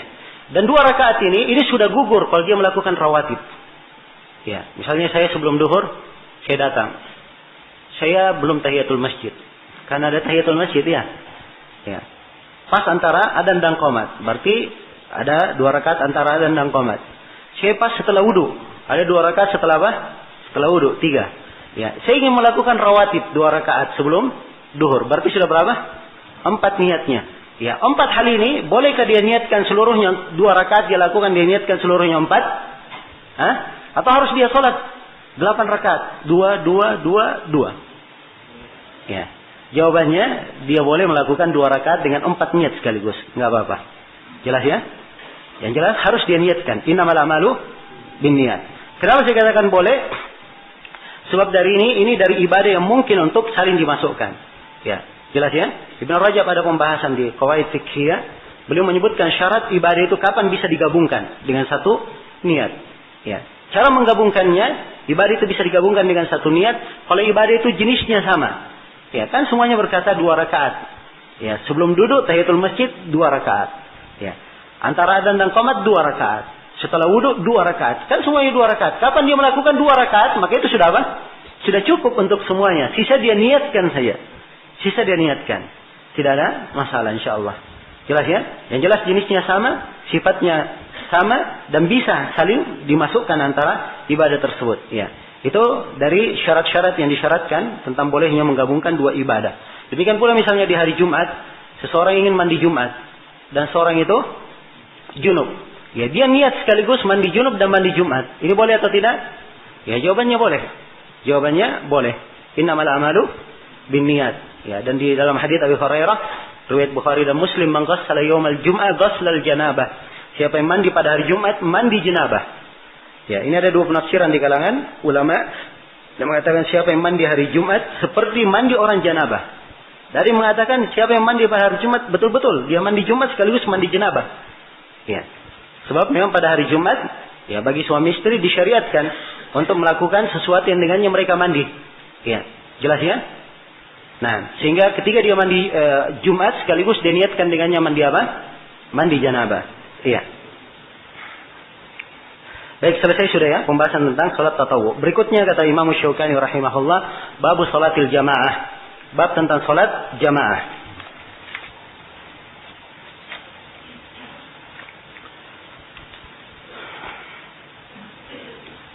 Ya. Sini panjang pembahasan salat jamaah ini. Ada 20 pembahasan yang kita akan uraikan di sini dari ucapan Imam Syaukani. Yang pertama, hukum salat berjamaah. Imam Syaukani berkata, hiya akadu minas sunan. Dia ini lebih penting daripada semua sunnah-sunnah. Ya, jadi salat berjamaah itu menurut Imam Syaukani sunnah yang paling muakkad. Sunnah yang paling muakkad. Ya, ini pendapat Imam Syaukani dan ini memang pendapat ya banyak dari ulama bahwa salat berjamaah itu hukumnya bukan wajib tapi dia adalah sunnah apa? Sunnah muakkadah. Namun pendapat ini adalah pendapat yang lemah. Pendapat ini adalah pendapat yang lemah. Yang benarnya bahwa salat berjamaah hukumnya adalah apa? Hukumnya adalah wajib. Hukumnya adalah wajib. Ya, dalil-dalil tentang wajibnya sangat banyak sekali. Di antaranya hadits Abu Hurairah riwayat Bukhari dan Muslim. Ya, Nabi sallallahu alaihi wasallam mengancam orang-orang yang tidak melakukan salat berjamaah. Kata beliau, asqalus salati 'alal munafiqin salatul isya wa salatul fajr.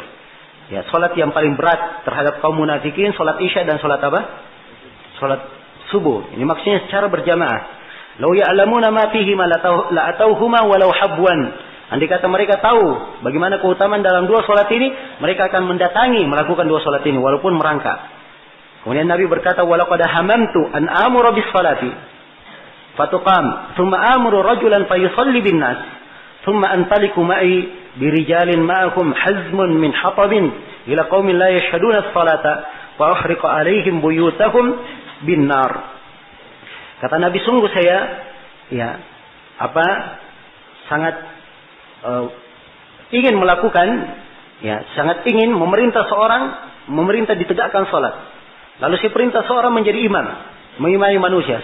Lalu saya pergi membawa sekelompok lelaki dan mereka membawa kayu bakar. Kemudian kami bakar rumah-rumah orang yang tidak hadir salat berjamaah tersebut. Ya, ini menunjukkan bahwa ini bukan sunnah muakkadah. Kalau sudah sunnah muakkadah, ya Anda sampai ke batasan harus dibakar rumah-rumahnya. Ya, jelas ya. Dan diantara hal yang lebih jelas lagi menunjukkan tentang ini juga adalah kisah Ibnu Ummi Maktum, ya radhiyallahu taala anhu, di dalam hadis yang diriwayatkan oleh Imam Al-Bukhari dan Imam Muslim. Ibnu Ummi Maktum radhiyallahu taala anhu, dan ini juga datang dalam luar Al-Bukhari dan Muslim dengan riwayat yang lebih banyak rinciannya. Ibnu Ummi Maktum radhiyallahu taala anhu datang kepada Nabi sallallahu alaihi wasallam. Ya. Dia berkata, ya Rasulullah, sungguhnya laisa li qa'idun yaquduni. Saya tidak punya orang yang menuntun saya ke masjid. Ya. Nah, dan dalam sebagian riwayat yang lain disebutkan bahwa rumahnya di pelosok Madinah. Ya. Antara rumahnya dan antara masjid Rasulullah itu ada hutan. Ya. Ada hutan, khawatir binatang buas. Ya. Jelas ya? Jadi udurnya perhatikan. Dia buta. Ya. Udur pertama. Udur yang kedua, tidak ada yang menuntunnya ke masjid. Udur yang ketiga, rumahnya sangat jauh. Udur yang keempat, melewati apa? Ya, hutan, khawatir binatang buas. Ya, kira-kira kalau udur ini ada di masa ini, ya, jangan kayak seperti ini yang masjid yang di di ujung jalannya saya, wah ini terlalu jauh masjidnya. Ya, subhanallah. Apakah Ibnu Ummi Maktum dapat keringanan? Ya, Nabi Shallallahu Alaihi Wasallam awalnya memberikan keringanan. Setelah itu dipanggil lagi oleh Nabi SAW. Nabi bertanya kepadanya, hal tasma'un nida bis salah? Kamu mendengar adzan untuk salat? Dia menjawab, na'am. Kata Nabi, fa'ajib. Kalau begitu jawab panggilan adzan itu. Ya, subhanallah. Disuruh menjawabnya. Ini andai kata tidak menunjukkan kewajiban, maka ini adalah hal yang apa? Ya, hal yang terlalu jauh dari pemahaman. Ya, karena itulah yang benarnya bahwa salat berjamaah itu hukumnya adalah wajib, di dalamnya terdapat manfaat dan faedah yang luar biasa. Ya, bagi seorang muslim dan bagi kaum muslimin secara umum. Ya, di dalam mengikat kebaikan mereka, menjalin hubungan persaudaraan mereka dan tetap menjaga syiar-syiar Islam. Banyak sekali keutamaannya. Dan inilah yang dilalaikan oleh banyak masyarakat kita. Ya. Ya, lebih senangnya salat di rumah. Ya, lebih senang salat di rumah. Ya, kadang ada yang punya alasan-alasan, ya saya capek, ya baru datang, ya dari kerja, ya. Kadang ada yang mengatakan, wah saya sholat di rumah lebih khusyuk saya rasa daripada ke masjid, ya. Masjid sana banyak orang cerita, kadang ada yang merokok di masjid, ya, dan seterusnya. Nah, tapi ini adalah hal yang keliru. Ya, harusnya diketahui bahwa sholat berjamaah ini banyak sekali manfaatnya bagi seorang hamba, banyak sekali manfaatnya bagi seorang hamba, dan pahalanya tentunya adalah hal yang sangat besar. Ya, bagi seorang hamba apabila dia melakukannya. Nah, sholat berjamaah itu pahalanya 2 kali 27 derajat lebih tinggi daripada sholat apa? Sholat sendirian. Sebagaimana yang telah syah dalam hadits riwayat Bukhari dan Muslim dari beberapa orang sahabat. Baik, selesai sudah pembahasan yang pertama tentang hukum sholat berjamaah. Yang benarnya sholat berjamaah hukumnya apa? Ya, hukumnya adalah wajib. Wajib bagi siapa? Bagi kaum lelaki. Ya, adapun kaum perempuan, sholatnya di rumah itu lebih apa?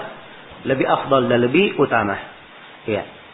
Jangankan masjid kita, masjid Nabi saja, Nabi masih menganjurkan para perempuan sholat di mana? Sholat di rumah. Sholatukunna fi buyutikunna khairun min sholatikunna apa?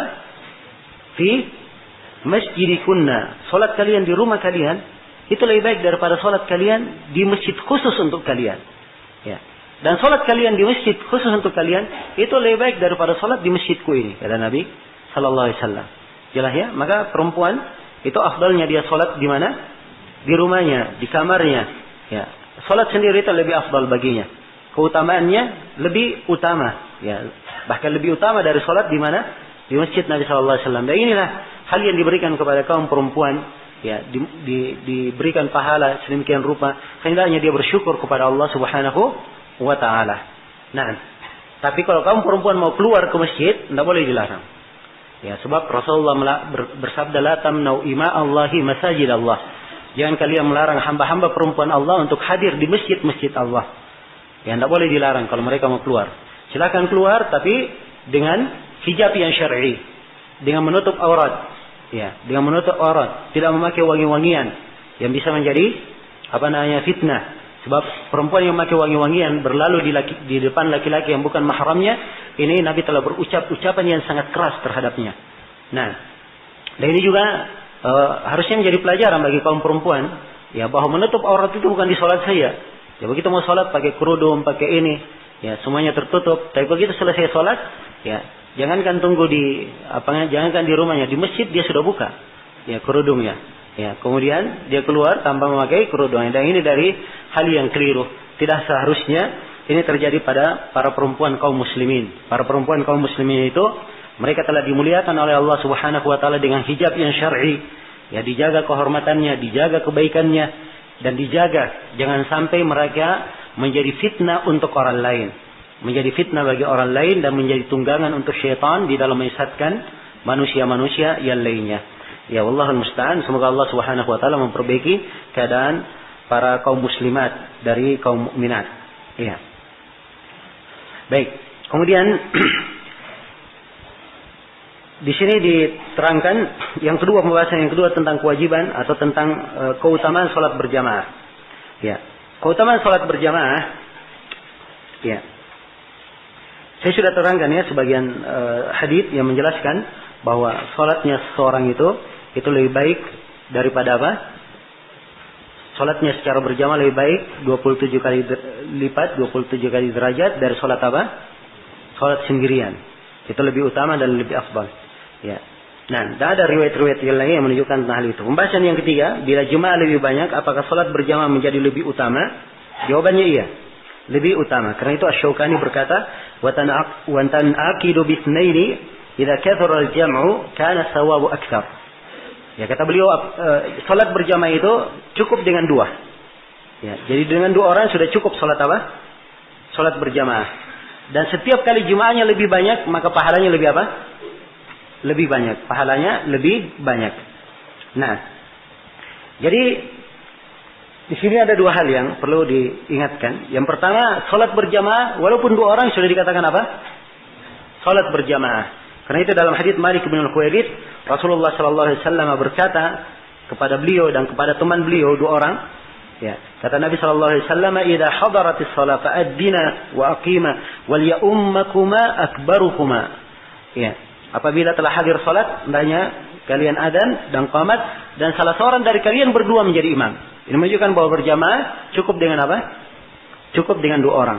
Kalau jemaahnya lebih banyak, maka pahalanya akan lebih apa? Lebih banyak. Dan ini berdasarkan hadits Ubay bin Ka'ab, ya, riwayat Imam Ahmad, Abu Daud, ya, hadits 163 ya. Rasulullah sallallahu alaihi wasallam bersabda, "Salatul rajuli ma'ar rajuli azka min salatihi wahdahu, wa salatuhu ma'ar rajulaini azka min salatihi ma'ar rajul, wa ma kana aktsar fa huwa ahabbu ila Allah taala." Ini hadits diriwayatkan oleh Imam Ahmad, Abu Daud dan Nasai. Ya, hadits ini dikuatkan oleh Syekh Al-Albani dari seluruh jalannya. Ya, salat seorang lelaki bersama lelaki yang lainnya, dua orang, ya, itu lebih baik daripada dia salat sendiri. Dan salat dia bersama dua orang itu lebih baik daripada dia salat bersama satu orang. Dan setiap kali jemaahnya lebih banyak, maka itu lebih dicintai oleh Allah Subhanahu wa taala. Ya, jelas ya? Maka kalau di sebuah masjid misalnya jemaahnya masjid ini lebih banyak, yang sana lebih banyak, maka dia datangnya lebih banyak, itu lebih afdal. Itu lebih afdal. Ini dilihat kepada satu sudut. Ya, sebab sisi melihat menghadir salat berjamaah itu dilihat dari banyak sudut. Kadang dilihat dari imamnya siapa. Ya. Semakin imamnya mendekati sunnah maka lebih afdal salat di belakangnya. Ya, kemudian masjidnya, semakin masjid itu mencocoki sunnah maka itu lebih afdal salat di situ. Semakin banyak jamaahnya maka itu lebih afdal. Ini pertimbangan-pertimbangan. Ya, semuanya pertimbangan-pertimbangan. Semua mungkin dia ada pertimbangan yang menunjukkan ini lebih afdalnya, dia lakukan hal yang lebih afdal. Dia lakukan hal yang lebih afdal. Nah, baik. Kemudian berikutnya, ya, kata beliau rahimahullah, wa tasihhu ba'da al-mafdhul. Ya. Kata beliau, dan salat itu syah di belakang orang yang kedudukannya di bawah dia. Ya, ada orang yang fadil, punya keutamaan. Ya, dia salat di belakang orang yang keutamaannya di bawah dia. Nah, Ini tentang sholat orang imam yang mengimami orang yang lebih utama darinya. Iya. Ada seorang murid misalnya, ya, dia mengimami guru-gurunya di belakangnya misalnya. Jelas ya? Ini contohnya. Di masa Nabi misalnya, Abu Bakar sholat dan Nabi di belakang. Abdurrahman bin Auf pernah Nabi terlambat, Abdurrahman menjadi imam. Nabi juga sholat di belakang. Ya. Ini menunjukkan bahwa hal itu adalah hal yang syah. Hal yang syah. Jelas ya? Itu adalah hal yang syah. Ya, dilakukan oleh Nabi SAW. Ya, beliau sholat di belakang para sahabat. Ya. Dan telah dimaklumi juga bahwa Abu Bakar dan Umar dia sholat di belakang sejumlah sahabat yang lainnya. Sholat di belakang Ibnu Mas'ud. Sholat di belakang siapa? Mu'ad bin Jabal. Dan sholat di belakang yang lainnya. Dan dimaklumi bahwa Abu Bakar dan Umar adalah dua orang yang paling utama di tengah umat ini. Dua orang yang paling utama di tengah umat ini. Nah, jelas ya. Walaupun sebagian sahabat yang saya sebutkan tadi mereka punya keutamaan dari sisi lain. Nah, jadi ini tentang salat di belakang al-mafdul. Nah, kemudian dikatakan oleh Syukani wal aula ayakuna al-imamu min al-khiyar. Ya, dan sepatasnya imam itu dari imam pilihan. Nah, di sini penjelasan tentang kriteria seorang imam. Nah, ya, beliau mengisyaratkan bahwa imamnya harus yang terpilih. Nah, sisa apa kriteria yang dia memilih di situ? Di bentuk-bentuk mana yang dia pilih? Apakah di bentuk banyaknya hafalannya, kepandaiannya membaca, ya, keahlian fikihnya, kedalaman agamanya, atau bagaimana? Ya, ini sebaiknya kita lihat hadits-hadits Rasulullah dalam hal ini. Ada hadits Abu Sa'id diriwayatkan oleh Imam Muslim. Ya, "Idza kanu thalathatan falyummahum ahaduhum wa ahaqquhum bil imama aqra'uhum." Apabila mereka 3 orang, maka hendaknya salah seorang dari mereka menjadi apa? Menjadi imam. Dan salah seorang yang paling berhak di antara mereka yang paling menjadi imam adalah apa? Orang yang paling pandainya membaca Al-Quran. Orang yang paling pandainya apa? Membaca Al-Quran. Jadi semakin dia lebih pandai membaca Al-Quran, ya, maka itu semakin baik dan semakin apa? Semakin afdal. Ya. Dan dimaklumi orang yang pandai membaca Al-Quran itu beraneka ragam kriterianya. Ada yang pandai membaca Al-Quran, harokatnya, makhrajnya semua, Masya Allah, bagus. Ya. Nah, ini pandai membaca Al-Quran. Ya, dan kalau dia sesuai, ya, panjang pendeknya, maka ini lebih pandai lagi. Ya. Kalau panjang pendeknya sesuai, persis dalam panjang pendeknya. Sebab Nabi SAW mengajarkan Al-Quran, beliau mengajarkannya kepada para sahabat dengan bacaan yang semuanya terarah. Tidak begini dan tidak bercampur. Ini panjangnya, ini panjangkan, ini dipendekkan. Karena itu periwayatan Al-Quran semuanya dengan aturan yang jelas. Dengan aturan yang jelas. Ya. Kalau di bacaan yang kita baca misalnya, ya, dari jalan Hafs, dari Asim, ya, itu dimaklumi bahwa, ya, di dalam membacanya kita ada dua periwayatan. Ya, ada dari jalan Syatibiyah dan ada dari jalan Thayyibatun Nashr. Atau dikenal dengan bahasa lain, ada yang dari jalan Mad Munfasil dan ada yang dengan jalan Qasr Al-Munfasil. Ya. Jadi ada yang dipanjangkan, ada yang dipendekkan. Ya, dan ini semuanya ada aturan-aturannya. Ada aturan-aturannya. Berbeda dua riwayat, ada perbedaannya dari sekitar 21 sisi. Perbedaan di dalam membacanya. Jelas ya? Maka semakin seorang itu dia lebih pandai membaca, maka itu lebih didahulukan. Dan lebih didahulukan. Ya. Jelas sampai sini? Ya, tentunya para sahabat semuanya mengambil Al-Quran dari siapa? Dari Nabi. Tapi ada yang didahulukan di antara para sahabat. Seperti Ibnu Mas'ud, Mu'ad bin Jabal, ya, Ubay bin Ka'ab. Demikian pula ada Salim, ya, atau Hudzaifah, ya, apa Salim maula siapa begitu saya lupa. Ini dari sahabat yang memang dikenal, ya, dan dipuji oleh Nabi SAW. Diperintah mengambil Al-Quran darinya, mengambil Al-Quran darinya. Sebab mereka semuanya membaca Al-Quran kepada Rasulullah sebagaimana yang diturunkan. Persis semua bacaannya. Jelas ya? Baik. Ya, dan bacaan yang kita baca itu bersumber kepada Utsman bin Affan, Mu'adz bin Jabal, Ubay bin Ka'ab, ya, dan juga dari Ibnu Mas'ud radhiyallahu ta'ala anhum jami'an. Ya, ini hadits ya, satu hadits. Ada hadits yang lain, hadits Uqbah bin Amr. Ya. Beliau berkata, ya ummul qaum aqra'uhum, Rasulullah bersabda, ya ummul qaum aqra'uhum li kitabillah. Ya, menjadi imam bagi satu kaum yang paling pandainya membaca Al-Quran. Itu yang pertama. Fa in kanu fil qiraati sawa fa a'lamuhum bis sunnah. Kalau dalam qiraah semuanya sama, maka ada kriteria yang kedua. Siapa yang paling paham, paling mengetahui sunnah. Ya, paling mengetahui sunnah. Jelas ya? Paling mengetahui sunnah ini masuk dalamnya. Paling faqih, paling paham fikih. Ya, paling banyak pemahaman agamanya. Jelas ya? Nah, ini yang didahulukan. Kemudian setelah itu, fa in kanu fis sunnati sawa fa aqdamuhum hijratan. Kalau dalam sunnah sama, maka dilihat siapa yang paling dahulu hijrahnya. Ya, ini kalau mereka pernah hijrah. Fa in kanu fil hijrati sawa fa aqdamuhum sinnan. Kalau dalam hijrah sama, maka dilihat umurnya siapa yang paling tua. Umurnya siapa yang paling tua. Jelas ya? Ini 4 kriteria disebutkan. Nah, dan di sini disebutkan hijrah, sebagian para ulama mengambil makna dilihat yang mana yang paling bertakwa dari keduanya. Sebab hijrah adalah bagian dari apa? Dari amalan. Bagian dari amalan. Ya. Kemudian di sini diberikan ketentuan dalam hadits Uqbah bin Amir, wala ya ummur rajulur rajula fi sultanihi. Ya. Dan jangan seorang lelaki itu mengimami orang lain di bawah sultannya, di bawah kekuasaannya. Ya, jadi kalau misalnya ada yang bertamu di rumah orang, tidak boleh dia jadi imam di situ. Tuan rumah yang menjadi apa? Menjadi imam. Kecuali kalau dia dipersilahkan oleh siapa? Tuan rumah. Demikian pula di masjid-masjidnya ada imam tetapnya, maka imam tetap ini masjid ini di bawah sultannya.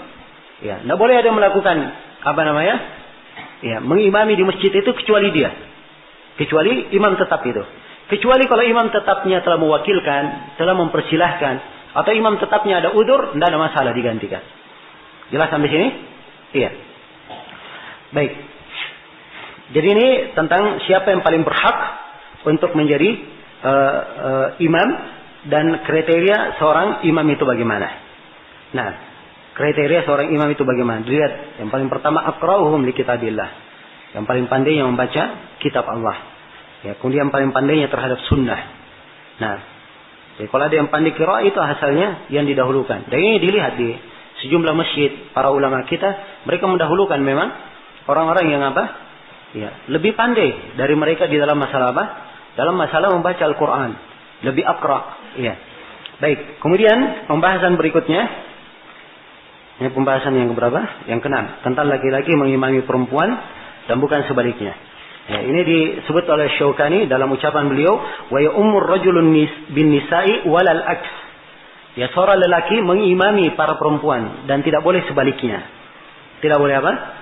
Sebaliknya. Nah, dan ini ada beberapa dalil yang menunjukkan tentang hal ini. Ya. Di antaranya adalah hadits Anas bin Malik yang diriwayatkan oleh Al-Jamaah kecuali Ibnu Majah. Ya.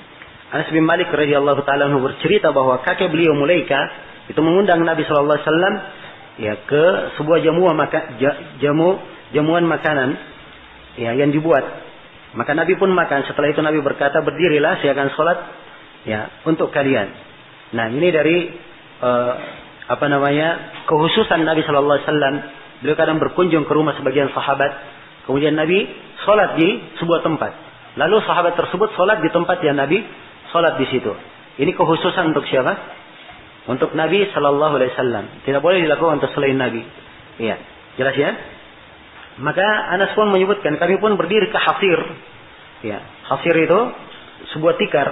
Ya. Qad iswadda min tuli ma lubis. Ya, tikar ini sudah menjadi hitam karena terlalu banyak dipakai. Nah, fa nadahtuhu, maka saya bersihkan dengan air. Faqama alaihi Rasulullah. Ya, dibersihkan oleh Anas. Setelah itu Nabi pun salat berdiri di atasnya. Ini menunjukkan bahwa seorang itu boleh salat di atas apa? Ya, di atas sajadah, di atas tikar ataupun di atas karpet yang semisal dengan itu. Maka disebutkan di sini Nabi berdiri. Anas menyebutkan faqumtu ana wal yatim wara'ahu. Saya dan anak yatim salat di mana? Di belakangnya. Wa qamatil ajuz min wara'ina. Adapun si nenek, ya, beliau salat di belakang kami. Ya, salat di belakang kami. Ya, jadi ini perempuan diimami oleh siapa? Oleh laki-laki. Ya. Faqam min wara'ina. Maka beliau pun perempuan ini berdiri di belakang kami. Fa shallana raka'atain. Maka Nabi sallallahu alaihi wasallam salat mengimami kami 2 rakaat. Ya, dan dimaklumi bahwa perempuan tidak boleh menjadi imam. Ya, sebab itu adalah tanda kaum yang tidak tidak beruntung. Ya, laki-laki itu adalah pemimpin para perempuan. Ar-rijalu qawwamuna 'alan nisa. Dan juga di dalam Sahih Bukhari, Rasulullah sallallahu alaihi wasallam bersabda, la yuflihu qaumun wallau amrahum imra'ah. Tidak beruntung suatu kaum yang menyerahkan perkaranya kepada apa? Kepada perempuan. Karena itu tidak syah perempuan mengimami laki-laki. Salatnya tidak syah. Baik, kemudian berikutnya kata Syaukani rahimahullah, dan ini pembahasan yang keberapa? Pembahasan yang ketujuh tentang imam salat wajib yang mengimami makmum yang salat sunnah dan sebaliknya. Ya. Jadi imam salat wajib, makmumnya ikut di belakang. Tapi makmum ini niatnya salat apa? Salat sunnah. Apa hukumnya ini? Ya demikian pula kalau imamnya salat sunnah, makmumnya di belakang niatnya apa? Salat wajib. Apa hukumnya? Ini dua masalah. Ya. Adapun yang pertama, makmum yang salat wajib mengimami makmum yang salat apa? Salat sunnah. Ini hukumnya adalah boleh. Ya. Hukumnya adalah boleh, diterangkan di dalam sebagian riwayat. Diterangkan di dalam sebagian riwayat. Nah, seperti di dalam hadis yang diriwayatkan oleh Imam Ahmad dan selainnya tentang kisah Nabi sallallahu alaihi wasallam salat apa? Salat asar bersama para sahabat. Maka datang dua orang, ya. Dia duduk di belakang masjid, tidak ikut salat. Setelah Nabi sallallahu alaihi wasallam salam, maka beliau memerintah supaya dua orang itu dipanggil. Maka keduanya pun didatangkan dengan cepat. Ya. Nabi sallallahu alaihi wasallam berkata kepada keduanya, "Malakum la tusalliyani ma'ana?" Kenapa kalian berdua tidak salat bersama kami? Ya, mereka berkata, "Shallaina fi rihalina." Kami sudah salat di rumah-rumah kami. Ini mungkin orang punya udur. Ya, sehingga dia salat di mana? Di rumah. Ya, mungkin dia baru datang dari perjalanan, atau mungkin mereka menyangka orang sudah selesai salat. Ternyata dia ke masjid, ya, karena dia sangka sudah selesai salat, dia salat di rumah. Begitu dia sampai ke masjid, ternyata orang belum selesai salat. Ya, karena dianggap dirinya sudah salat, akhirnya dia duduk di mana? Duduk di belakang. Ya, dan ini tidak ada dalil bagi orang yang mengatakan tidak wajib salat berjamaah dengan dalil ini. Ya. Jelas ya? Tidak ada pendalilan. Maka Nabi berkata, jangan kalian ulangi perbuatan itu. Ya, kalau kalian sudah salat dan kalian datangi orang yang sementara salat, maka ikutlah salat bersama mereka. Sebab itu dihitung untuk apa? Ya, dihitung sebagai nafilah untuk kalian. Dihitung sebagai nafilah untuk kalian. Maka ini dari dalil yang menunjukkan bahwa orang yang salat sunnah, ya boleh menjadi makmum di belakang orang yang melakukan salat apa? Salat wajib. Demikian pula sebaliknya. Ya, orang yang melakukan salat wajib, ya boleh dia salat di belakang orang yang telah menunaikan salat wajib itu. Dan salatnya itu hanya merupakan salat apa? Salat sunnah. Dalilnya adalah hadits Mu'adz ibn Jabal, ya, radhiyallahu taala anhu dalam riwayat Al-Bukhari dan riwayat Muslim. Nah, ya. Mu'adz radhiyallahu taala anhu, beliau hadir salat bersama Rasulullah sallallahu alaihi wasallam. Setelah itu beliau kembali kepada kaumnya. Kemudian dan Mu'adz imam di situ. Maka Mu'adz pun ya salat mengimami kaumnya. Padahal beliau sudah salat apa? Sudah salat bersama Nabi, salat wajib. Ya, jelas ya? Maka ini menunjukkan bahwa boleh ya imamnya salat sunnah dan makmumnya apa? Salat wajib. Dan salatnya Mu'adz tentunya di sini adalah salat sunnah. Adalah salat sunnah. Baik, kemudian pembahasan berikutnya ya kata beliau ya. Ini tentang kedelapan ya, tentang kewajiban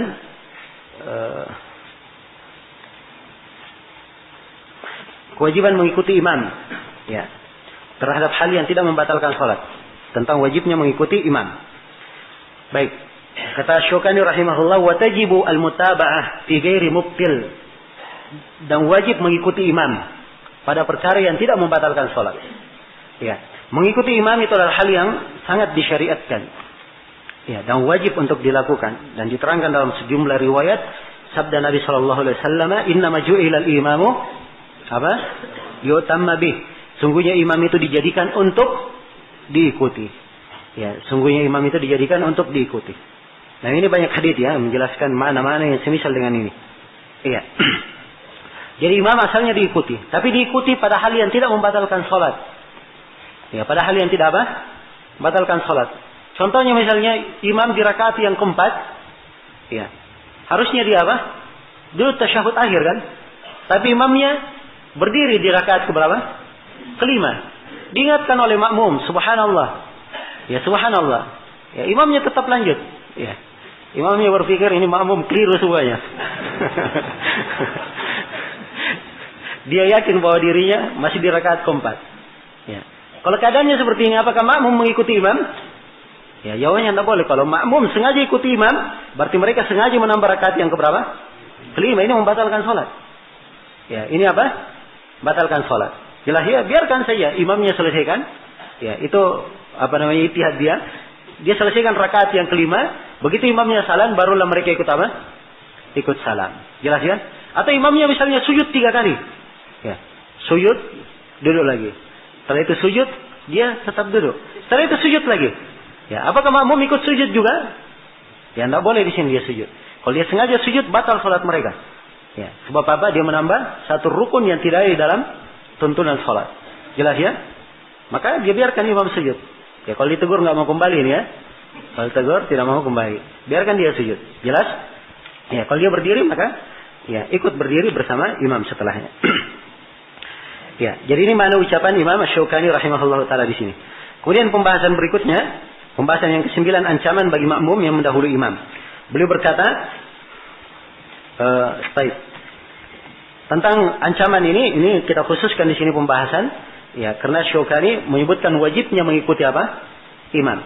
Ya, memang ada hadits-hadits yang menjelaskan tentang ancaman orang yang mendahului imam. Di antaranya hadits Abu Hurairah, riwayat Al-Jamaah. Rasulullah sallallahu alaihi wasallam bersabda, "Ama yakhsha ahadukum idza rafa'a ra'sahu qabla al-imam ay yuhawwila Allahu ra'sahu ra'sa himar atau yuhawwila Allahu suratahu surata himar." Ya. Tidakkah takut salah seorang daripada kalian dia mengangkat kepalanya sebelum imam, kepalanya itu dirubah menjadi kepala himar, kepala keledai, atau bentuknya dirubah menjadi bentuk apa? Bentuk himar. Nah, jelas ya?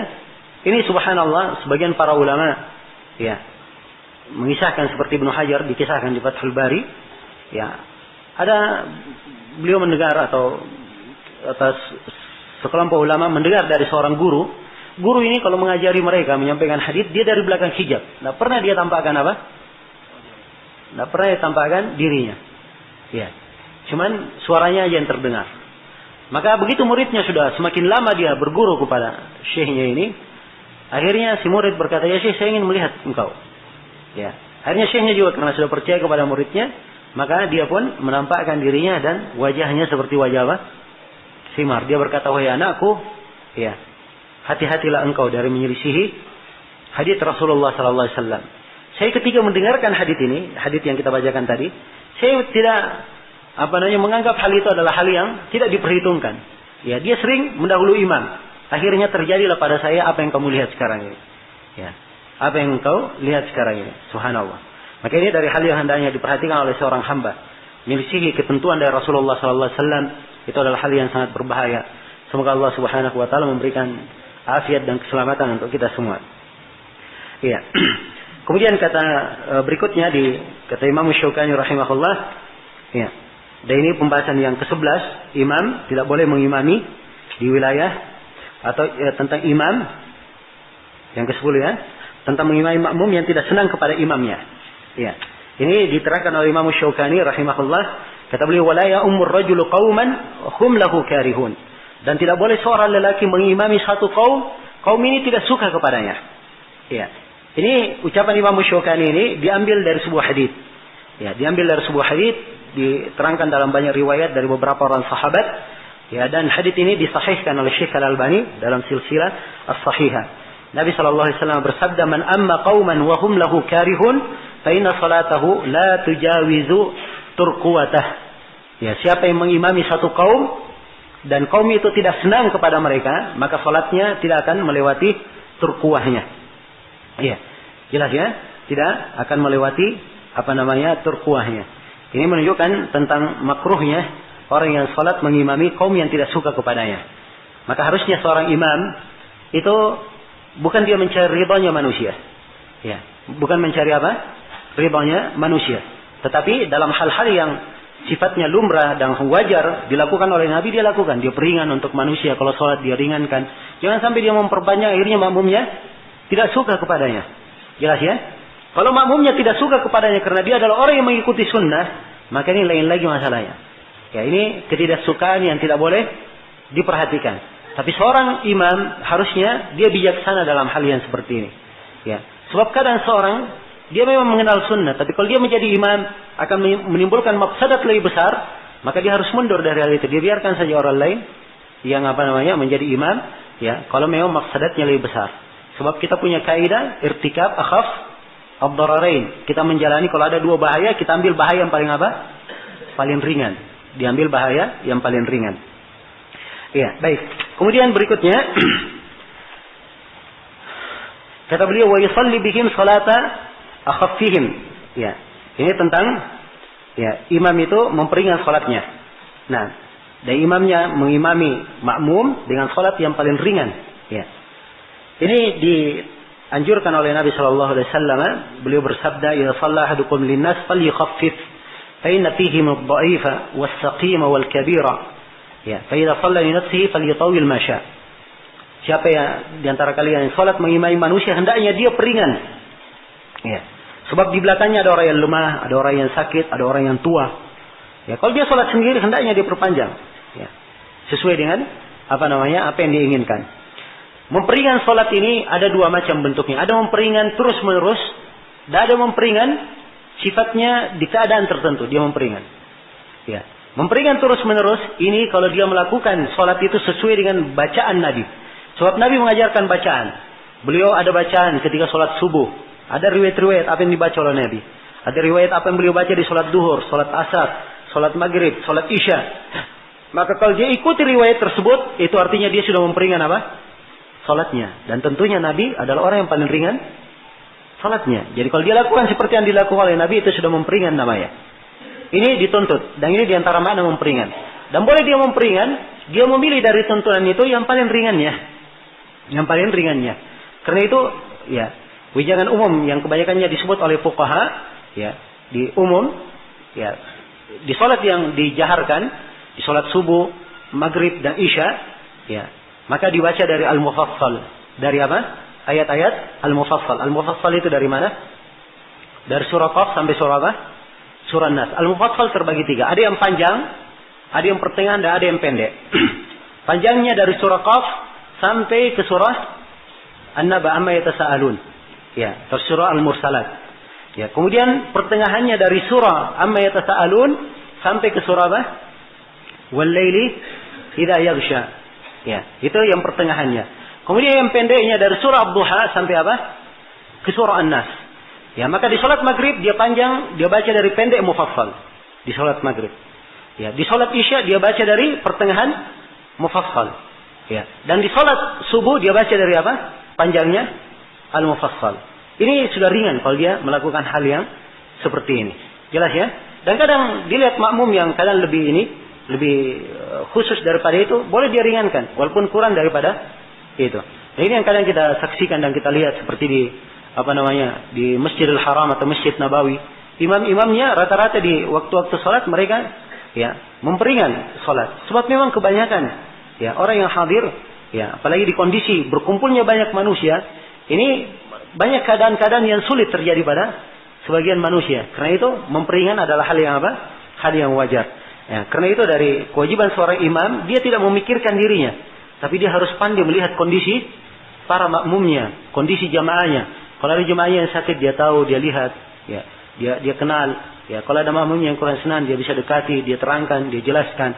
Ya, kalau dia ada sunnah yang ingin dia hidupkan, dia sampaikan kepada makmum supaya jangan dia lakukan sunnah tersebut, makmum mengingkarinya. Ya, makmum mengingkarinya. Dan ini termasuk fikih hendaknya dijaga oleh salafiyun. Ya. Jangan karena ingin menghidupkan sunnah, ya, akhirnya dia membuat ribut di tengah masyarakat. Ya, tidak boleh seperti itu. Nah, saya ingin menyebutkan sebuah faedah. Ya, Syekhuna Syekh Shalal Fauzan pernah ditanya. Ya, pertanyaannya begini. Katanya, ya Syekh, saya menemukan sebuah hadits dan saya anggap bahwa hadits ini adalah sunnah yang banyak manusia tidak mengamalkannya, atau sunnah yang sudah mati di tengah manusia. Kalau saya menghidupkan sunnah ini, apakah saya dapat pahala? Apa jawaban Syekh? Kata beliau, tidak. Kamu tidak dapat pahala, bahkan kamu berdosa. Ya, kata beliau. Bahkan kamu berdosa. Kecuali, kata Syekh, Kecuali kalau sebelum kamu kerjakan sunnah tersebut, kamu terangkan dulu kepada manusia. Kamu terangkan dulu kepada manusia, baru kamu dapat pahala. Ya. Ini fatwa beliau dibangun karena memang banyak kejadian di masa ini. Dari sebagian anak muda bersemangat dia melakukan sunnah, dia tidak perhitungkan akibat dari apa? Perbuatannya yang kadang bikin apa? Bikin resah di tengah masyarakat. Orang semakin jauh dari sunnah. Ya. Orang semakin jauh dari sunnah, dianggap sebagai aliran yang apa namanya? Ya, nampak ciri-ciri alamat-alamat yang tidak apa? Tidak baik. Bukan artinya seorang dia turun dari prinsip-prinsip yang dia pegang, tidak. Tapi harusnya hal-hal yang sifatnya sunnah, kalau dia kaitannya dengan sunnah ya, bukan kewajiban. Hal-hal yang sifatnya sunnah, itu kalau dilakukan bisa menimbulkan mafsadat lebih besar, maka pelaksanaannya bisa diundur. Atau dilakukan di keadaan tertentu, atau dijelaskan dulu dengan cara yang baik, kemudian apa? Kemudian dilaksanakan. Ini dari fikih yang hendaknya kita perhatikan. Ya, dan kita cermati. Kita berusaha mendekatkan agama ini kepada manusia dengan jalan yang benar. Ya, dengan jalan yang ringan. Memperingan agama ini untuk manusia supaya mereka berbondong-bondong masuk ke dalam Islam. Itulah wejangan Rasulullah kepada para dai yang dikirim, duta-duta yang dikutus oleh Nabi sallallahu alaihi wasallam. Beliau ketika mengutus dutanya ke Yaman, beliau berpesan, yassiru wa la tu'assiru, basyiru wa la tunaffiru. Ya. Permudahlah, jangan kalian persulit. Beri kabar gembira kepada manusia. Jangan kalian membuat manusia lari. Ya. Jangan kalian membuat manusia lari. Nah, dan kadang seorang melakukan sebuah perbuatan, dianggap perbuatannya itu menjalankan sunnah, padahal sebenarnya itu membuat manusia lari. Ya. Dan ini sangat banyak sekali kita dengar teguran-teguran dari lisan guru-guru kita. Ya. Dari Syekh Muqbil rahimahullahu taala, ya.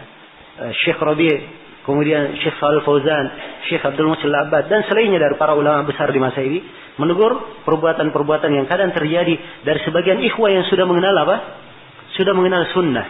Ya, maka hendaknya ini diperhatikan. Bahkan Syekhuna Syekh Muqbil mengucapkan sebuah kalimat yang apa senantiasa saya ingat. Ya, beliau berkata, ya ikhwan, permudahlah. Ya, beliau sering mengingatkan permudahlah, dan beliau sering mengucapkan ya ucapan Sufyan Ats-Tsauri, al-ilmu huwa at-taysir, amma at-ta'sir fa kullun yuhsinu. Ilmu itu adalah bagaimana mempermudah, disampaikan kepada manusia. Adapun mempersulit, semua orang pandai mempersulit.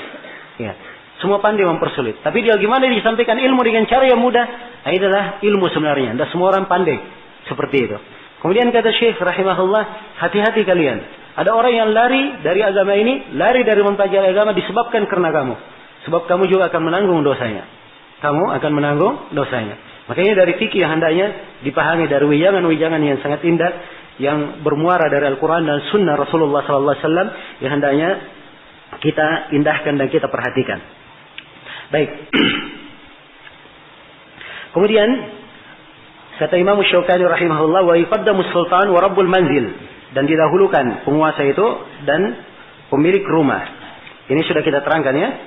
Sudah kita terangkan tadi di dalam hadits Uqbah bin Amir. Nah, atau di dalam hadits Abu Mas'ud Al-Ansari radhiyallahu taala anhu. Ya. Ini sudah pembahasan ke-12. Ya, tidak boleh mengimami di wilayah atau wewenang orang lain. Jelas ya? Kalau wewenangnya di rumahnya atau di masjidnya tidak boleh. Kata beliau, wal aqra'u tsumma al-alamu tsumma al-asan. Yang didahulukan yang paling pandai membaca, kemudian yang paling berilmu, kemudian yang paling berumur. Ini juga telah kita terangkan. Ya. Yang mana yang urutan yang paling berhaknya, ini sudah kita jelaskan dari hadits-hadits yang telah lalu. Kemudian kata beliau, wa idza ikhtalafat salatul imam kana dalika wa idza ikhtallat salatul imam kana dalika alaihi la 'alal mu'tammin bihi. Kalau misalnya salat imam itu kurang, maka kekurangan itu dia menanggungnya. Ya, bukan terhadap makmum yang menanggungnya. Ya, ini dalilnya. Ya. Dalilnya adalah hadits Abu Hurairah yang diriwayatkan oleh Imam Ahmad dan Al-Bukhari. Rasulullah sallallahu alaihi wasallam bersabda, "Yusalluna bikum, fa in asabu falakum wa lahum wa in akhtau falakum wa alaihim." Ya, para imam itu akan mengimami kalian. Kalau mereka benar salatnya, pahalanya untuk kalian dan untuk mereka. Kalau mereka salah salatnya, pahalanya untuk kalian, dosanya ditanggung oleh apa? Oleh mereka. Jelas ya? Nah, kemudian kata beliau, ya, ini sekarang beliau terangkan tentang bagaimana di dalam etika berjamaahnya. Di dalam etika berjamaahnya. Ya. Ini di pembahasan yang ke-15. Posisi makmum laki-laki bersama imam. Ya, kata Syaukani, wa mauqifuhum khalfahu illa al-wahida fa an yaminihi. Ya, dan kedudukan para makmum di belakang imam. Kedudukan makmum di mana? Di belakang imam. Ini saya sudah bacakan tadi dari hadits siapa? Anas bin Malik. Jadi Anas bin Malik sholat, beliau dan ada anak yatim, Rasulullah mengimami. Ya, dan ada seorang perempuan, kakeknya, neneknya Mulaikah. Ya. Rasulullah di depan, Anas dan anak yatim di belakang Rasulullah, dan perempuan di mana? Di belakang. Ya, demikian. Asalnya shaf lelaki di belakang. Kecuali kalau makmumnya cuma satu. Letaknya di mana kalau makmumnya satu? Ya, letaknya di sebelah kanannya. Letaknya di sebelah kanannya. Ya, demikian. Ini diterangkan dalam banyak hadits, dalam hadits Ibnu Abbas, dalam hadits Ibnu Mas'ud, ya, dan selainnya diterangkan, ya, bahwa juga di dalam hadits Jabir diterangkan, ya, bahwa kedudukan makmum kalau dia sendiri di sebelah mana? Di sebelah kanan. Bahkan Ibnu Abbas, ya, dan Jabir dia sholat bersama Nabi Shallallahu Alaihi Wasallam, ya, di sebelah kirinya, maka Nabi memindahkannya ke sebelah mana? Sebelah kanan. Ini menunjukkan wajibnya, ya, berada di sebelah kanan. Nah, tapi bukan membatalkan sholat, ya. Kalau dia di sebelah kiri, sholatnya syah. Tapi kalau dia sengaja, maka itu dia berdosa. Jelas, ya? Dia berdosa. Maka dipindahkan oleh Nabi ke sebelah mana? Kanannya. Andai kata bukan wajib, maka Anda perlu melakukan gerakan. Asalnya dalam sholat tidak ada gerakan. Iya. Kemudian berikutnya, nah, pembahasan yang ke-16 tentang posisi imam perempuan terhadap sesama perempuan. Ya.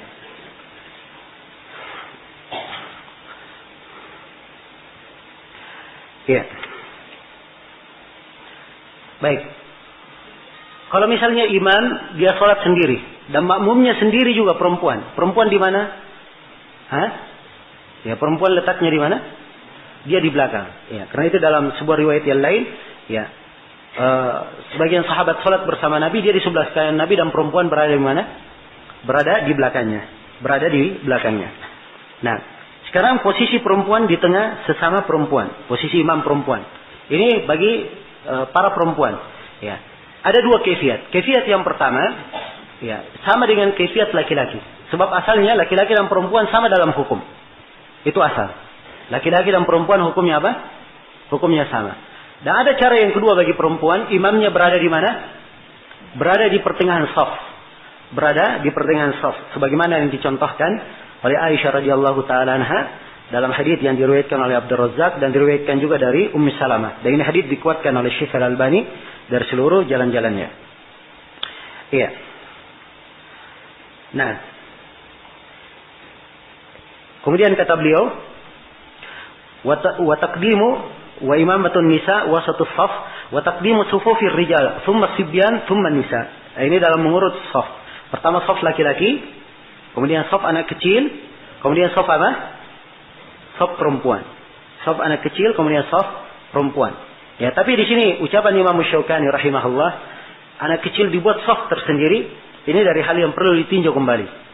Ya, dari hal yang perlu ditinjau kembali. Sebab asalnya nas-nas itu menunjukkan tidak ada perbedaan antara shaf anak kecil dan shaf apa? Orang dewasa. Bahkan kadang kalau anak kecil dibuat shaf sendiri, ini akan menjadikan masjid itu ribut. Ya. Nah, dan tentunya anak kecil dihadirkan ke masjid untuk dididik apa? Dididik dan beretika di masjid. Karena itu dia harus di samping orang besar.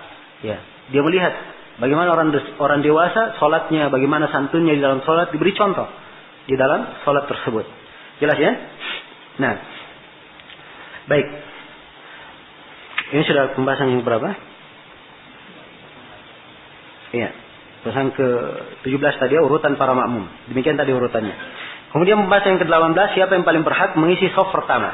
Ini diisyaratkan oleh Imam Syaukani. Ya. Rahimahullah, kata beliau, wal ahaqqu bis shaffil awwal ulul ahlami wan nuha. Yang paling berhak untuk mengisi shaf pertama itu adalah apa? Ulul ahlam wan nuha. Nah, ya berada di shaf pertama itu mempunyai keutamaan. Hal yang sangat dianjurkan oleh Rasulullah sallallahu alaihi wasallam. Karena itu diterangkan dalam hadits-hadits. Lau ya'lamuna ma fi shaffil awal, dalam sebagian riwayat. Andai kata dia tahu apa yang ada dalam keutamaan shaf pertama, maka dia akan datangi walaupun harus dengan cara apa? Berdesak-desakan dan diundi untuk masuk di situ. Karena keutamaan shaf pertama ini.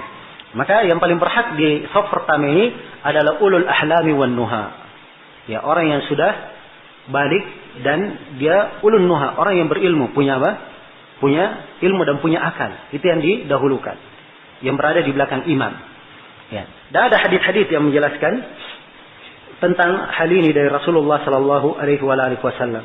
Di antaranya hadis Abu Mas'ud Al-Ansari riwayat Muslim, ya Rasulullah sallallahu alaihi wasallam bersabda, liyaliyani minkum ulul ahlami wan nuha, thumma alladziina yalunahum, thumma alladziina yalunahum.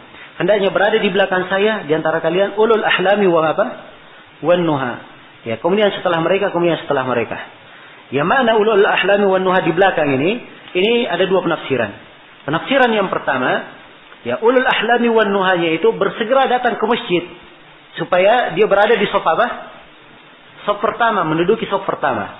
Ini pemahaman yang pertama.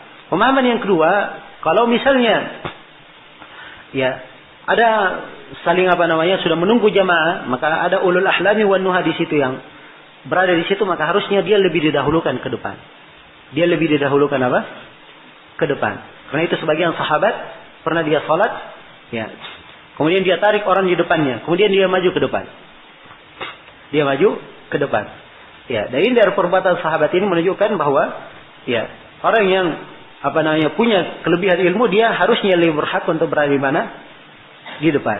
Nah, jadi itu dua penafsiran di dalam menafsirkan hal ini, dalam memahami hal ini. Kemudian berikutnya pembahasan yang ke-19, ya, tentang hukum meluruskan shaf. Ya, hukum meluruskan shaf, hukumnya adalah wajib atas imam dia meluruskan shaf tersebut. Dan ini diterangkan dalam hadits-hadits. Di antaranya Rasulullah sallallahu alaihi wasallam bersabda, ya, la tusawwunna sufufakum aw la yukhalifanna Allahu baina qulubikum, dalam sebuah riwayat baina wujuhikum. Ya, ini dalam hadits Nu'man bin Bashir. Nah, sungguh kalian luruskan shaf-shaf kalian atau Allah akan buat wajah-wajah kalian itu berselisih. Dalam sebuah riwayat hati-hati kalian itu berselisih. Yang meluruskan shaf ini dari hal yang menyatukan hati. Dari hal yang menyatukan hati. Sampai ya Rasulullah SAW meluruskan shaf kami, dicerita oleh Nu'man, seperti meluruskan kidah, meluruskan anak panah. Ya. Kalau dilihat ada yang maju ke depannya ditegur, ya, mundur sedikit. Ya, diluruskan. Ya. Dan ini harus dipahami ya. Ini diluruskan oleh imam sampai makmumnya kelihatan sudah paham. Kalau makmumnya sudah paham, tidak perlu dia terlalu ketat. Ya. Sebab ini bagi siapa yang belum paham, diluruskan sampai para makmum sudah terbiasa dengan itu. Jelas ya? Jadi tidak harus setiap kali imamnya mau sholat, dia luruskan semuanya. Berdiri dari bawah belakang sampai akhir. Ya, ini kadang-kadang kondisi. Kadang-kadang yang dilakukan oleh Nabi SAW kalau memang itu diperlukan atau dilihat sebagian makmum kurang paham akan hal tersebut. Kalau semuanya paham insya Allah, maka cukup diingatkan. Kalau ada yang nampak zahir, ya dia keliru, maka diingatkan untuk mundur, untuk maju dan seterusnya. Jelas ya? Dan banyak lagi hadits-hadits yang menjelaskan tentang wajibnya meluruskan shaf ini. Ya, tentang harusnya meluruskan shaf bagi imam. Kemudian kata beliau, wa yasuddul khalal, dan hendaknya mereka menutup jalan, menutup celah-celah. Dan ini adalah dalam sebagian konteks riwayat, ya Nabi sallallahu alaihi wasallam bersabda, suddul khalal. Ya. Jagalah antara celah-celah yang ada. Kemudian kata beliau, wa yatimmu shaffal awwala thumma alladhi yalihi thumma kadzalik. Kemudian dia menyempurnakan shaf yang pertama, kemudian shaf setelahnya, kemudian shaf setelahnya. Ya, kalau ada beberapa shaf yang pertama yang kosong, dia harusnya maju ke depan, ya, memenuhi shaf-shaf tersebut. Nah, karena itu dalam hadits Jabir bin Samurah yang diriwayatkan oleh Imam Muslim dan selainnya, Rasulullah sallallahu alaihi wasallam berkata kepada para sahabat, "Ala tasuffuna kama tasufful malaika inda rabbiha?" Tidakkah kalian bersaf seperti para malaikat bersaf di depan Rabbnya? Ya, maka para sahabat berkata, "Ya Rasulullah, bagaimana malaikat itu bersaf di depan Rabbnya?" Ya, maka Nabi menjawab, "Yatimuna shaffal awwal." Mereka menyempurnakan shaf pertama, wa yatarafuna fis shaf, dan mereka saling rapat di mana? Di shafnya. Jadi ini shafnya paling para malaikat di depan Allah Subhanahu wa taala. Dia penuhi shaf yang paling pertama, kemudian yang pertama. Ya, dan banyak lagi hadits-hadits yang menyinggung tentang hal ini. Nah, ini pembahasan yang ke-20 sudah tentang mengisi shaf yang masih kosong, mendahului yang pertama, kemudian yang pertama. Baik, selesai dari pembahasan salat berjamaah. Berikutnya kata Imam Syaukani rahimahullahu taala, gimana kita lanjut? Hah? Atau mau ngambil snack sekarang?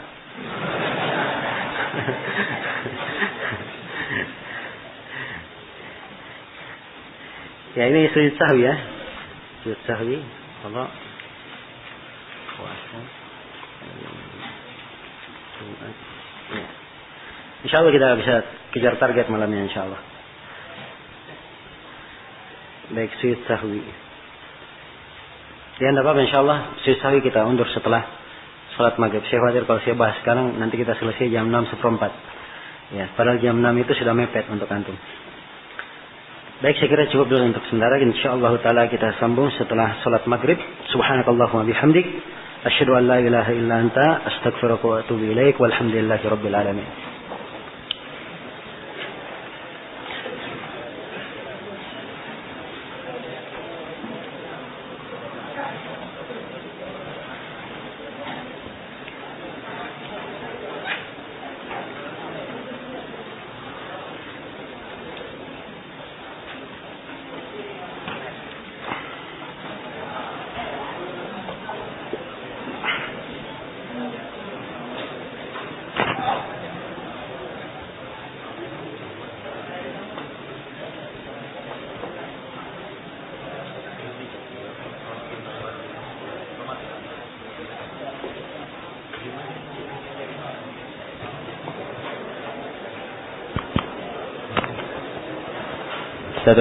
Baik, demikianlah tadi untuk sesi ketiga Daurah Fikih untuk hari kedua ini.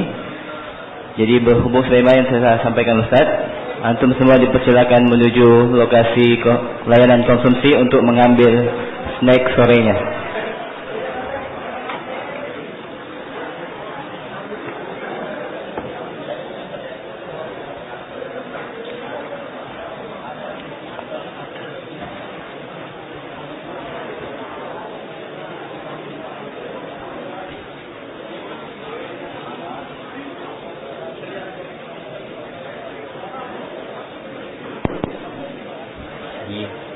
Dan kami ingatkan kepada seluruh peserta daurah untuk setiap jam istirahat yang dibagikan makanan, mohon tidak makan di dalam masjid. Jadi sekali lagi kami harap kepada seluruh peserta daurah, mohon tidak makan di dalam masjid. Jadi untuk menjaga kebersihan masjid kita.